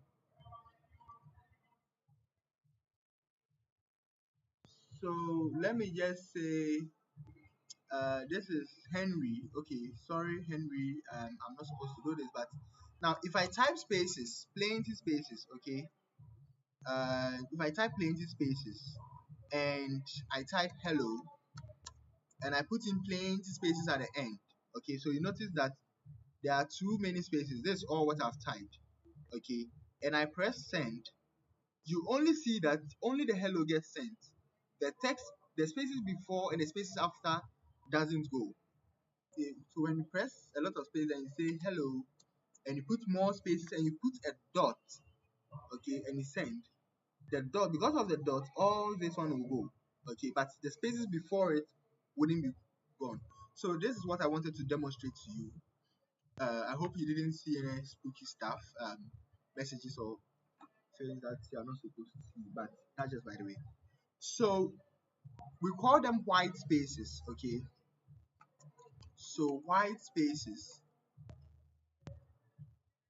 So white spaces are spaces. They are spaces at the beginning and or ending of a string. Okay, so if you have, let me say, a string with a lot of spaces in the beginning, I love Africa, okay, eh, and a lot of spaces at the end, look at the quotes where it's located, and this quote where it's located. So this space before the text is called a white space. This space after the text is also called a white space. But the space in between the text is not a white space. So it doesn't matter how big the space here is, it is not a white space because it's in between the text. The ones that are at the ends or the beginning are what we call white space. Okay. So when you say strip, you can strip a white space or you can strip any other color. Sorry, any other text. So let's take an example. So WhatsApp also strips your messages before sending it to the other user. Okay. So for example, we have, let's say, message. Let me call it WhatsApp message. Then maybe I typed the hello space hello the space. Now this is too big a data, but most of them are white spaces and we don't need them. We don't need those white spaces around it. Okay, so let us see how we can strip it. So maybe let's call it new message.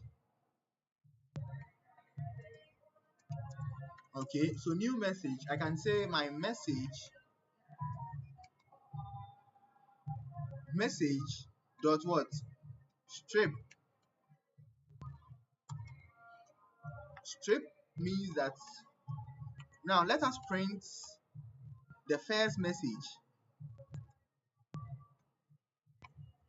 Okay, then let's print the new message.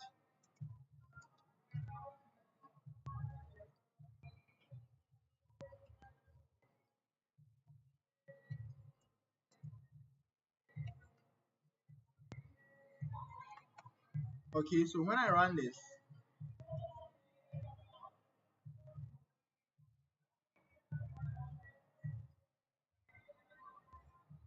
so you realize that the original message has some spaces before and after it. Okay, so there are some spaces before and after it. But when we stripped it, all those excess spaces get removed. Okay, so that is the meaning of the stripping. Now, when you say R strip means that strip it from the what? Right. So this is our right side. That means only delete the right strip and leave the strip, the excess spaces in front of it. Okay. So when I run this, I'm still going to get this, but there's no excess space here. We can't see it, but it isn't there. Okay, there's no excess space here.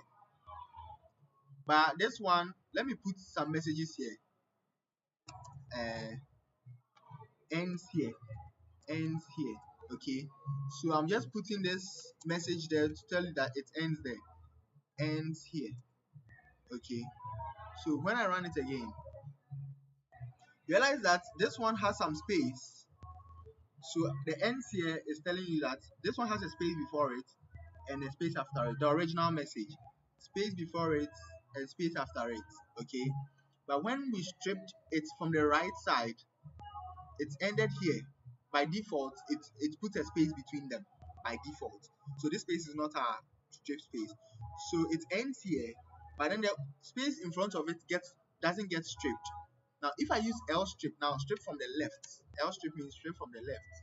Then when I run this, rather I get this. So the left side, which is this side, the spaces in front of the hello gets removed. Then the spaces after the hello will still be maintained. But when you use strip in general, it removes everything, both front and back, leaving the hello. as compared to the original. Okay, so that's a strip. But then you should also note that that is if you don't put anything in between the brackets. Okay, if you don't specify any argument, then it's going to strip by spaces. But you can sometimes specify hashtag. So let's say this one has some, let's say hashtag. It could be question mark. It could be anything, or it has a lot of zeros. Oh, so oh, okay. So you can say strip by O. Okay. So when I run this, you realize that it removes. This is the original one. Okay, but it removes all the excess O, leaving hell. Okay, so we are stripping by O. You can strip by O by any character. It could be question mark. It could be a whole sentence. You can strip by a whole sentence. You can remove anything you want to remove. Okay, not only spaces, but by default it removes spaces. Okay, so that is the difference. Stripping by spaces and stripping by other characters by specifying them. Okay, so let us look at, oh, it's almost 9. I bet you guys to spare me some little time to wrap up. Then split lines. Okay, so the split lines I'll use it later. Okay, for now I've not. Okay, let me show you. Let me show you. I don't. There might not be later. Okay, so split lines meaning that the sentence is in lines. Okay, so let me say, let me put in a poem, and let me say, as we used to say, Africa, Africa, Africa. Oh, let me use a triple quote. Okay, so a triple quote, I can write multiple lines.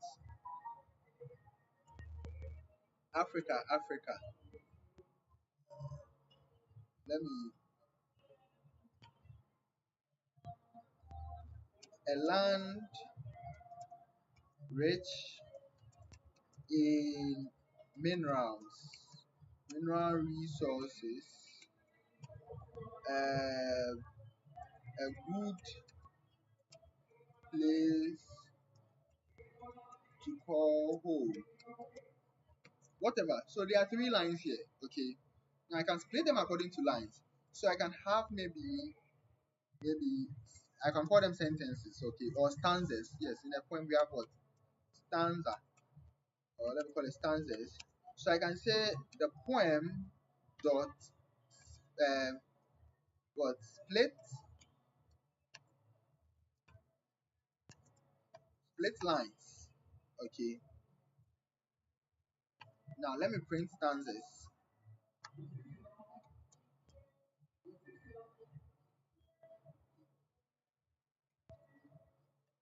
Now let me print stanzas. So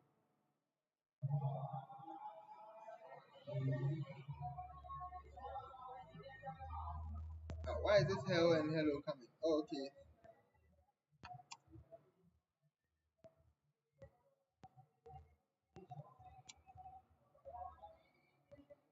Let me run it again.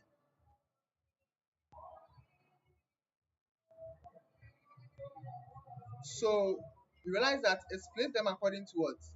Um, lines. Okay. Oh, sorry, now, Dede. And please, you have to use earpiece now. Okay, you have to use earpiece. So here we are splitting them according to what? Lines. And um, we get to realize that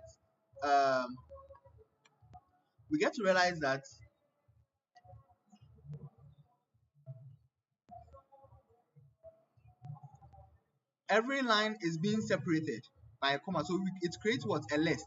So you also have to keep in mind, okay, that anytime you perform a certain method, what kind of data do you get? Okay. So in this case, in this case,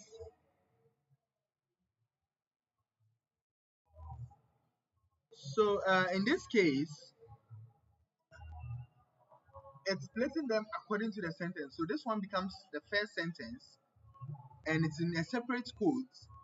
and you get a comma, and this one is a second sentence, and it's a separate quote, and you get a comma, and this is the last, um, let me call it stanza, and it's in a separate line, okay, and it's put in a square bracket, meaning that it's a list, okay. Now you should know your output. It's the kind of data your output is working with. But you see this one here, it's strings with no data inside. It doesn't have a space or anything in there. It's just an empty string. It's because of here. There is no data on the first line. This is actually the first line. I didn't type anything there, okay? So the first line, it splitted it from the first line, there's no string, so it put an empty quote, comma, then this is the second line, okay? Then the third line, then the fourth line, and so on, and it created this one for us.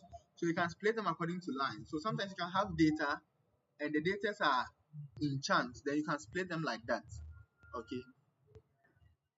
Now another way to write them in lines is you can use a double quote to print text into lines. For example,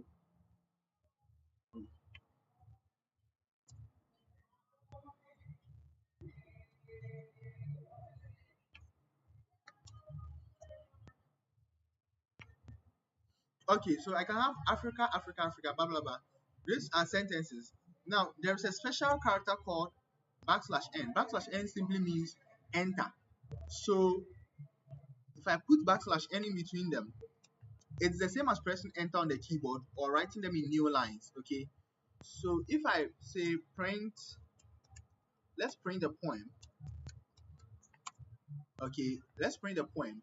Now when we print the poem and we split the poem according to lines, and we print the stanzas, you realize that we get the same, you see the difference. So you realize that there's a poem wherever there was \n, an enter key was entered, okay. So \n in a string simply means that press enter. If you put \t, it means press tab. That's a tab. \t, tab will shift it away. So if I'm to run this, you get to realize that there are some tabs in between them, some significant amount of spaces in between them. But if you use \r, that's like rewrite. It should overwrite it. So you realize that only the last sentence, a good place to call home, appeared. Okay. Now the computer writes Africa, Africa, Africa. Then when it is done, when it sees \r, it will delete this one and overwrite it with this, a land of rich mineral resources. Then after it sees this one, it deletes this one and overwrites it with this, a good place to call home. So if you realize the land of natural resources, some is remaining, it couldn't overwrite the full text. It could overwrite some of them as long as this one was.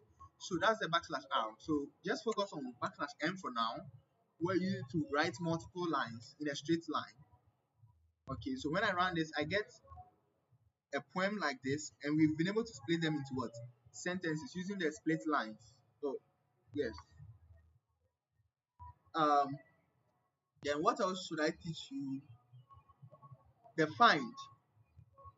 Okay, replace to, find, replace, join. Okay, let's look at index. Index is very important. So initially I taught you about so let us look at index. So sometimes you can have a string, let's say an email. Okay, initially when I did with the email, I knew that the email was going to be on position 5. Okay, but this case, the email, I don't know the position, so I can say pytech.hub@gmail.com. I want to know the position of what? The @sign. So I can just say what? Let me say post. Let me call it post. I'm saying post_@. Or let me just say post. Okay. So if I say email.index, meaning find the position of the @sign for me. You can find a position of anything. Find a position of the full stop, or find a position of the @sign, or anything. Now when I run this,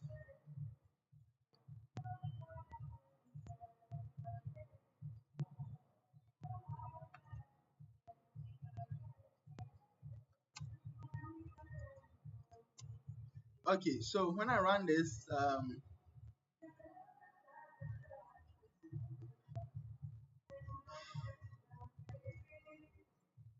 oh, so I found the index of @, then I have to print it out. So print pulls the position for me.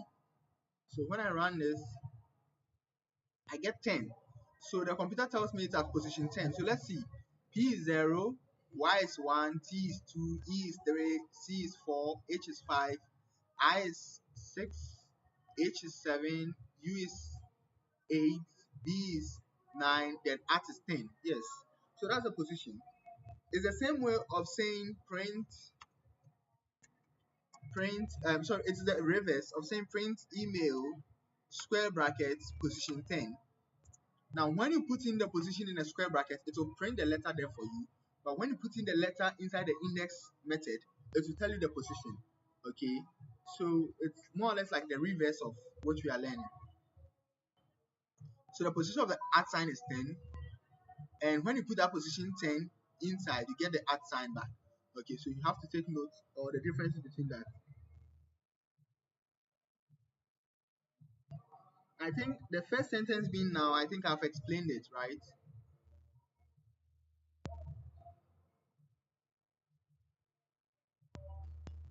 Because, let me go over it again, because I pressed enter here. After I introduce the three quotation, 1, 2, 3, I press enter here. So there's an empty enter key over there. Okay, and I also pressed an enter here, and I pressed an enter around this place. So then let me put 3, 1, 2, 3. So you realize that this part is an empty enter key. Okay, empty enter. Else, if you don't want it that way, then this is how we should have written it. Okay, but the fact that this one goes to the next line, there is enter here. There is no sentence on the first line. This is the first line. There's no sentence there. So then it is now. Okay, let me come back to the index. Then let us look at what replace. So guys, it's 9 p.m. I would beg you to give me some few 15 minutes. Then let me wrap up. Okay, quick 15 minutes, then I'll wrap up. Then you can go and learn the methods. Okay, I'll give you the reading materials and everything will be in there, so you can go and learn the methods. Okay. Okay, so let me now finally go to the material index. Replace. Let's talk about replace. Sorry, let me finish the index. So sometimes if you say at gmail.com, so if you want to find the position of at gmail.com, it will tell you the position of the first one, which is the @ sign, and it's still going to be what? 10. Okay. So when I run this, I'm going to get the @ sign is located at 10. Okay. If you say you want to find the position of at Gmail, it will tell you the position of G, the first G. The rest of them, the position is unknown. So that's 11. Okay. So it will not tell you the position of all of them, only the first occurrence of one of them. Okay, the starting point. That is all. That is what it will tell you. That's the index, finding the positions of characters inside a string. Okay. Then the next one we have to do is um, the next one we have to look at. Let me look at replace. So with this, the replace method. So with the replace, let's say we have something like animal, and we have something like hippopotamus. Okay, I'm using hippopotamus because of the repetition of the p. Now you can say that let me print animal dot replace. Then when you type replace, it says old. Okay, so the message that pops up says old, comma, new. So which old letter do you want to replace? Let's say P. And the P, what do you want to replace it with?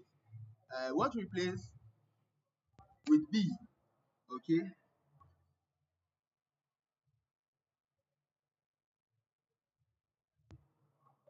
Okay. So when I run this, what I get is what? Hippopotamus. That sounds funny because I've replaced all the P's with B. So that's a replace method. Hippopotamus. Well, that sounds funny. So you can use the replace, the index. Let me see if there are some methods I've not covered.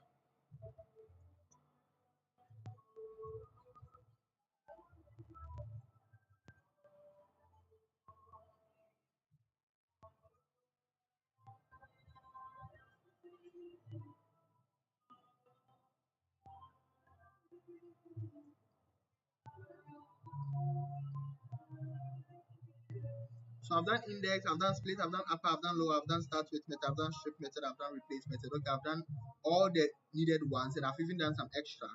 So now let me head straight forward to trials. Okay.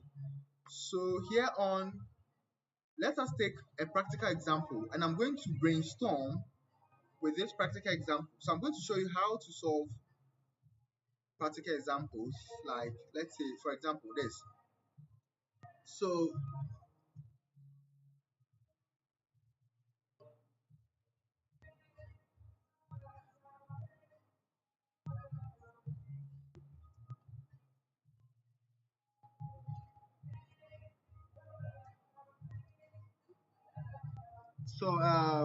let me see. The first one is what? Palindrome. Then the second one is what? Word counter. Okay, so I can close this word counter and palindrome. So I need more space. Okay.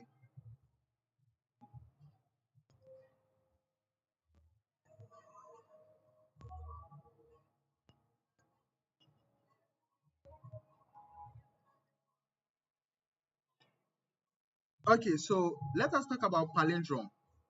Okay. So when you talk about palindrome, you are referring to so they've given us a problem. Let me open it and read the problem very well.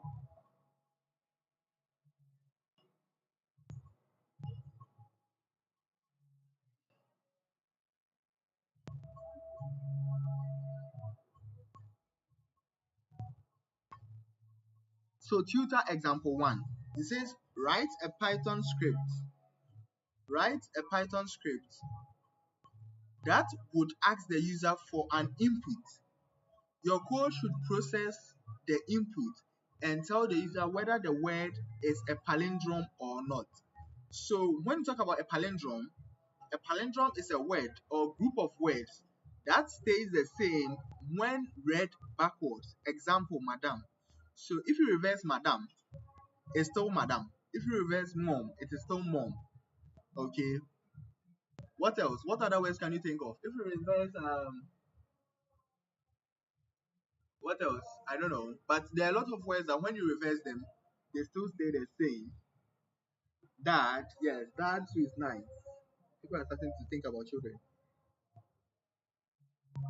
So let us see how we can write this. So we have to write a code that when the user enters the input, so write a code to check for palin. Is it like this? Palindrome. Yes. Okay. So we are going to write a code to check for palindrome. And palindrome is words that can be reversed and be the same. Um, palindrome is a word that could be reversed and stay and still stay the same. Okay, so that is it. So we are going to check whether it's palindrome or not. Now, before I write my code, I'm going to write my algorithm. I'm going to design my algorithm. That is very important. So let me go to my draw.io.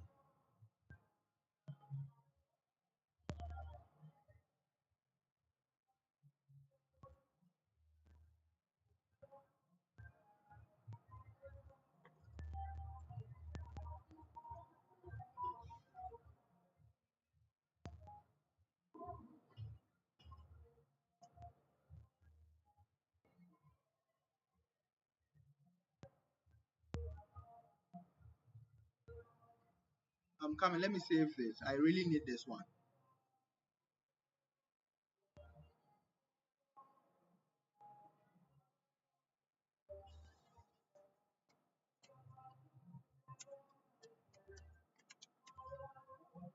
This is some assignment I did. I think my lecturer needs it. Okay, so let me open a new one. File. Let me go to new.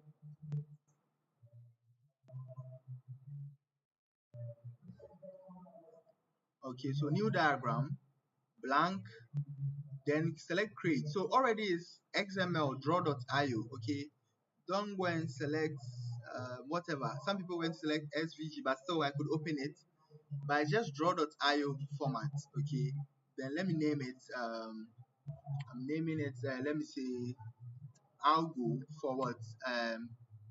Strings strings tutor example one. Then let me create it. So I've created my space. Okay, this looks like an A4 sheet. Okay, now to do this, first I have to take I have to start a program. So I take my ellipse. Okay, so then I double click inside, then I say start program. So when I start my program, what should I do?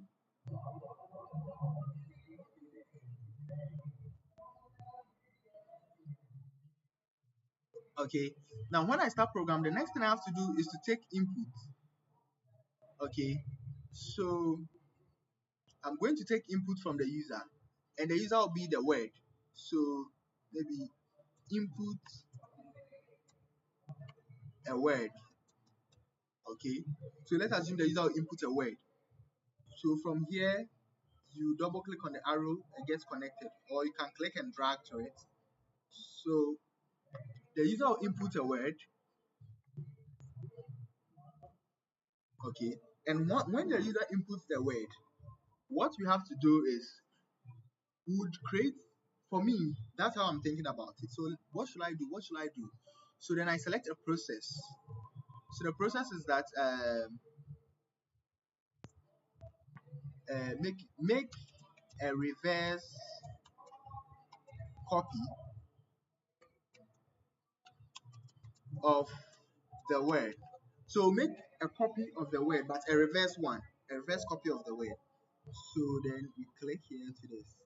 Yes. So after taking the word, we make a reverse copy. So in this case, let me put the variable name there. Okay. I want to make it more technical. So let me put the variable name. Let me call it. When a user make an input, I'll just call it. Let me call it word. Okay. And that word will be a string. Okay. Then here we'll make a copy. So here when we make a copy, we have word. We'll have what? Rev word. That's the reverse word, which is also going to be a string. Okay. So we make an input of a word and we make an input of what? We process it to get a reverse word. So here we have two words. Then we ask the computer.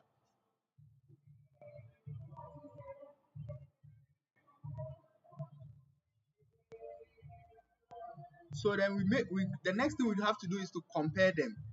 Okay. So since we've not started any logical processes, we'll just say that we'll ask the computer that maybe answer will be equal to word. Double equal to sign means that it's equal to, you're asking the computer, is it equal? Are they the same? Rev word. Okay. So we are going to perform this action. Then after performing this action, we are going to print out the output, which is going to be answer. So print out answer, something like that, or print out ANS. Okay. So answer is equal to rev word is equal to what? word is equal to reverse word. So if it is the same, we use double equal to sign, meaning what? Comparing whether they are the same. So this one will return true or false for us. Then we print our answer out. So this is a simple algorithm. Now let me use this algorithm to write my code.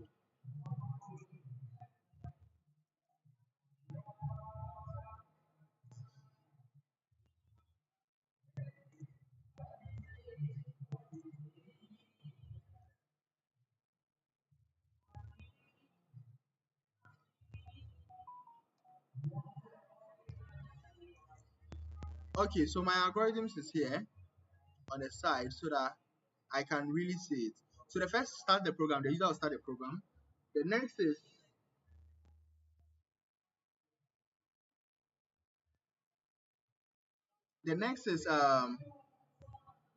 taking input. So step, let me call it step take input. What input word? Input word. So in HackerRank doesn't like questions, okay? So but because we are doing it here on Visual Studio Code, I'm just going to not really stress myself that much on that. But if you don't have the Visual Studio Code installed on your PC, you can still code on HackerRank. Okay, so you can just go straight for it to HackerRank and practice the coding over there and submit your assignment. Okay, so let us say the word variable is equal to input. Okay, so if you are coding on HackerRank, you don't need to enter a question here. Listen, just leave this space blank. If you are submitting your assignment on HackerRank, leave this part blank. But because we are not on HackerRank, I'll just type my question. Maybe enter a word. Okay. So then when I'm done, that's this step. Now the next step is make a reverse copy of the word. Okay, so now let me go and make a reverse copy.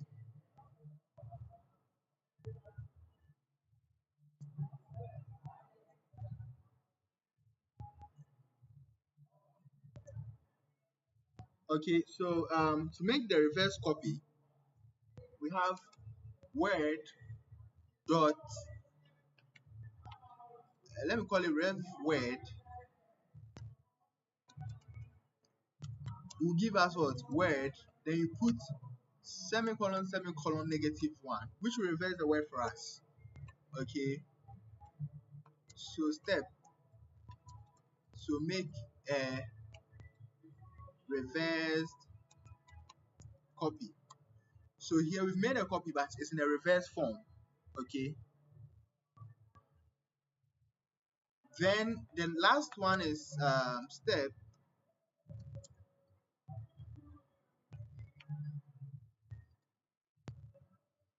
so make a reverse copy, and the last one is step. Then the last one we have to what, find our answer. So compare them.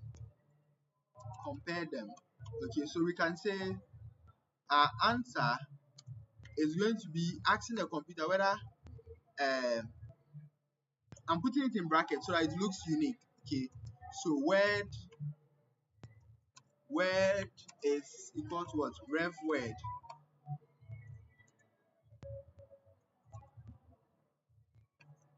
Okay, so word is equal to rev word. It's going to yield, when I put my hover, it's going to yield a boolean whether it's true or false. Okay, then the last one is what? Print out answer. So step, maybe display answer. So they will say print answer. So we click on it. Then when we run now, let us test it. Let us test it with what? Madam says true. Now let us test it with that says true. Let us test it with teacher. Teacher is supposed to be false. Says false. Okay, that means our app is working. I know I'm rushing, but we've run out of time. It's supposed to end at 9 o'clock, but we are still here. So enter a word, then maybe you can enter, let's say 909. it's not a word, but it's true. When you reverse, it's still 909. Okay, so let me show a fault here. Even though the app seems to be working, but what if somebody enters madam, where the first M starts with a capital? In that sense, the computer says false, because when you reverse madam, that is case sensitive. So we can say that this madam is not equal to madam with a last letter N. This is the reverse form. So this one and that are not the same. So when you reverse it, they no longer be the same, because you've introduced an uppercase, a caps. Okay.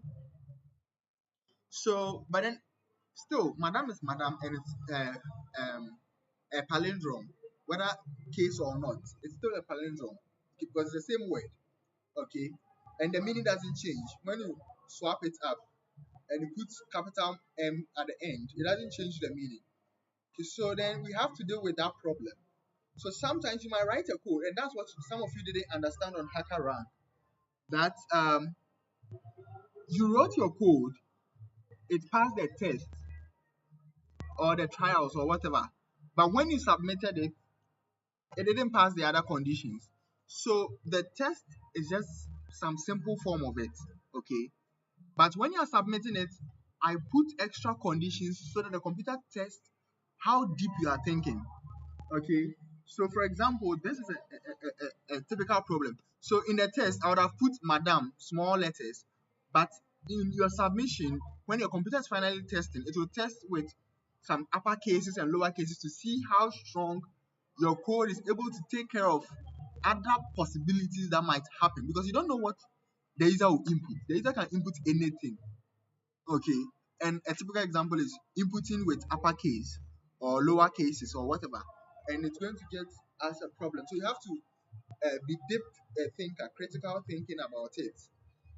Okay, not necessarily writing fancy codes that do fancy stuff, but trying to cover enough areas on this. So from here, what I'll do is, now before, when I get a word, I have to say word is equal to word dot lower. That means any word you enter, by default, I convert to a lower before I start processing it. So let me go to my algorithm.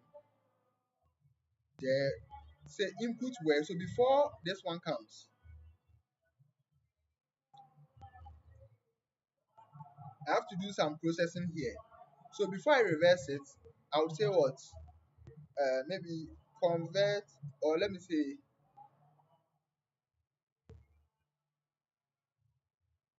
maybe here we'll do word, maybe change casing to lower, to what? All lower case. So we change the casing to all lower case. Okay, using what? The dot lower method. You can change the casing to all upper. As long as they are all having the same casing standard, then no matter the casing the user uses, it's still going to work. So let me pull this one down a little, then pull this one down a little, then pull this one down a little. Okay, so from here, now I have to go and put it inside my code. So inside my code, after I get a word, now I what? I check or change to lower casing for standardization. Okay, so I want it to be standard, so I change it to lower casing. So that's also another step. Now it has made my code more robust against certain things. Okay, so when I run this, enter a word, I can put in madam. Now it says true. Now it works.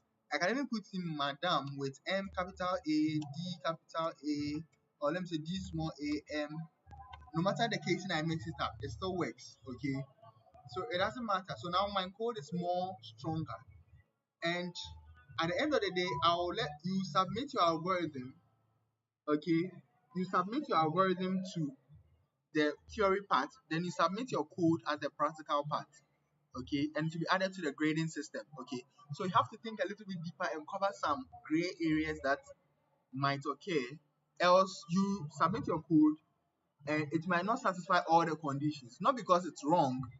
When it doesn't satisfy all the conditions, it doesn't mean it's wrong, but it simply means that your code is not able to cover other aspects or other possibilities that might happen, and that's why you are getting a lower mark instead of 100. Okay, so and lastly, remember when you're submitting this on HackerRank, just don't bring this one, just put input and that is all. Okay, and your output should be exactly the same. If it says that your output should be capital hello, you should make it capital hello. If it says your output should be hello with a space at the end, you should make it hello with a space at the end. Your output, so you have to look at how they've described the expected output and things like that. Then you work according to it. Okay. So that is me solving one of the problems. Now I wish I could solve the other one. That's the second problem. That is word counter. So Amma is writing a speech for a competition. That requires that the number of words should not exceed 500. Write a simple computer program that can count the number of words given by the user. So a word counter. Okay. So quickly, let me solve this. I'm not going to waste time here. Quickly, let me solve something like this. I don't know, but guys, if you need the code, watch the video and go over. Just type it. Type it with your own hand so that it gets to your fingers. Getting the code from me, fine, but it's not long. It's like 1, 2, 3, 4, 5. It's 5 lines of code. You can type it with your own hands. Then you get the feel. You change some parts, you get a feel of it, and things like that. So from here, sorry I'm racing, but lastly, now before we write this, now let us go and write our algorithm. So this time around, let me create a new algorithm.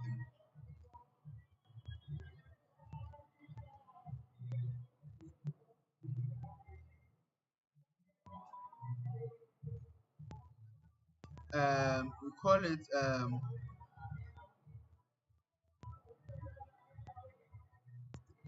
strings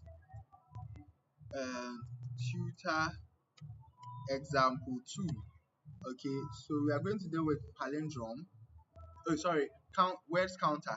So the user will start the program.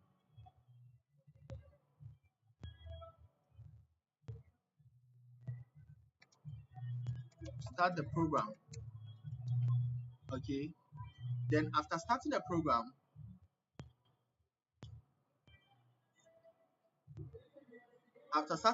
you can ask for input.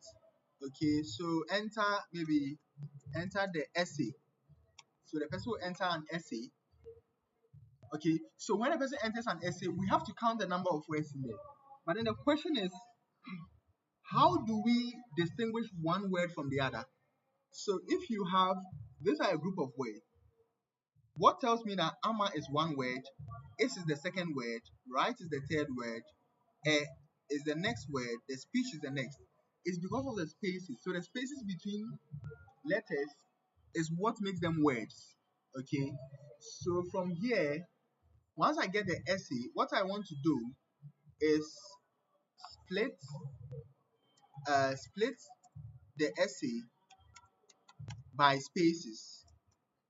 Okay. So when you split the essay by spaces, what you get is what? All the words, because the words are separated by spaces. So when you split them by spaces, what you get is what? All the words. Okay. Then from here, once you split it, we can use the len function to count the number of sub elements, or to count the number of words. Okay. Then once you are done doing that, you use then you output it. So display number of words. Okay. So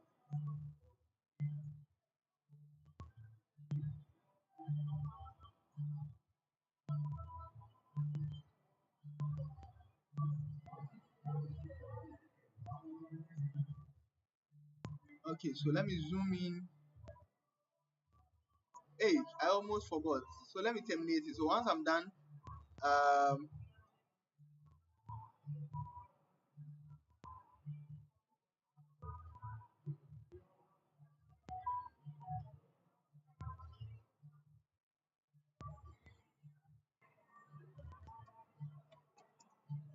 end program. Okay, so let me open my code. Now let me start coding. Okay, so the first thing is to start program. The second thing is enter essay. So I'm going to take input. So taking essay input. So yes, so I'll just call it essay. Then I'll say input. Now if it's on hacker rank, we just leave it like this. Okay. Then the next thing I have to do is split essay by spaces. So split by spaces. So then I'll call it words is equal to essay dot split. Okay, now if I want to split by space, I can put in the space delimiter, or I can just remove it, and by default it will split by the spaces. Then count the number of words. So I'll say words count is equal to words dot what? Sorry, we use the lim function. The lim function will tell us the number of words in there. We learned about common functions, and the lim function will count whatever is in there for you. Then it says display results. Then we print words count. Then I think we are done. So by that time, we should end the program. So let me put in some essay, something simple. Now you are not seeing any question here because I didn't put any question in the quotes, but it works fine. So I'll just say, I love my people. So that's 4. So we're expecting 4-letter words. Yes, we got a 4.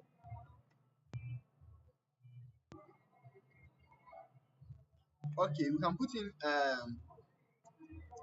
there is too much to be done, yet little done. More days ahead.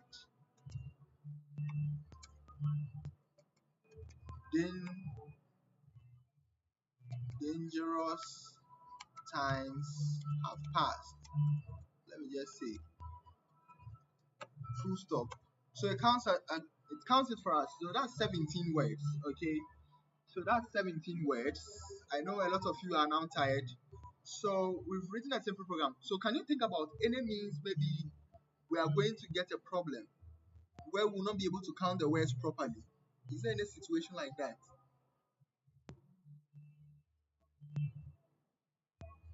Okay, I don't get any. Well, so we'll end our class here. So then when you are submitting, you can submit for this. I think I'll prefer you use a picture. So when you are done, you can take a screenshot. Okay, just take a screenshot, okay, of your this one and save it. Okay, don't send me a draw.io file. Just take a screenshot for me and save it. Then when you are doing your theory part, I'll ask for it. Then I'll view it. Because when I ask people to send me files, they are giving me all sorts of kind of files, and some of them I don't have the software to open them. Okay, so end our class here for today, and I would say Nice having you on board. Bye. Like before you leave. Just give me some likes before you leave. 181 views. Okay, so any likes? Okay, 7 likes. That's okay. So bye.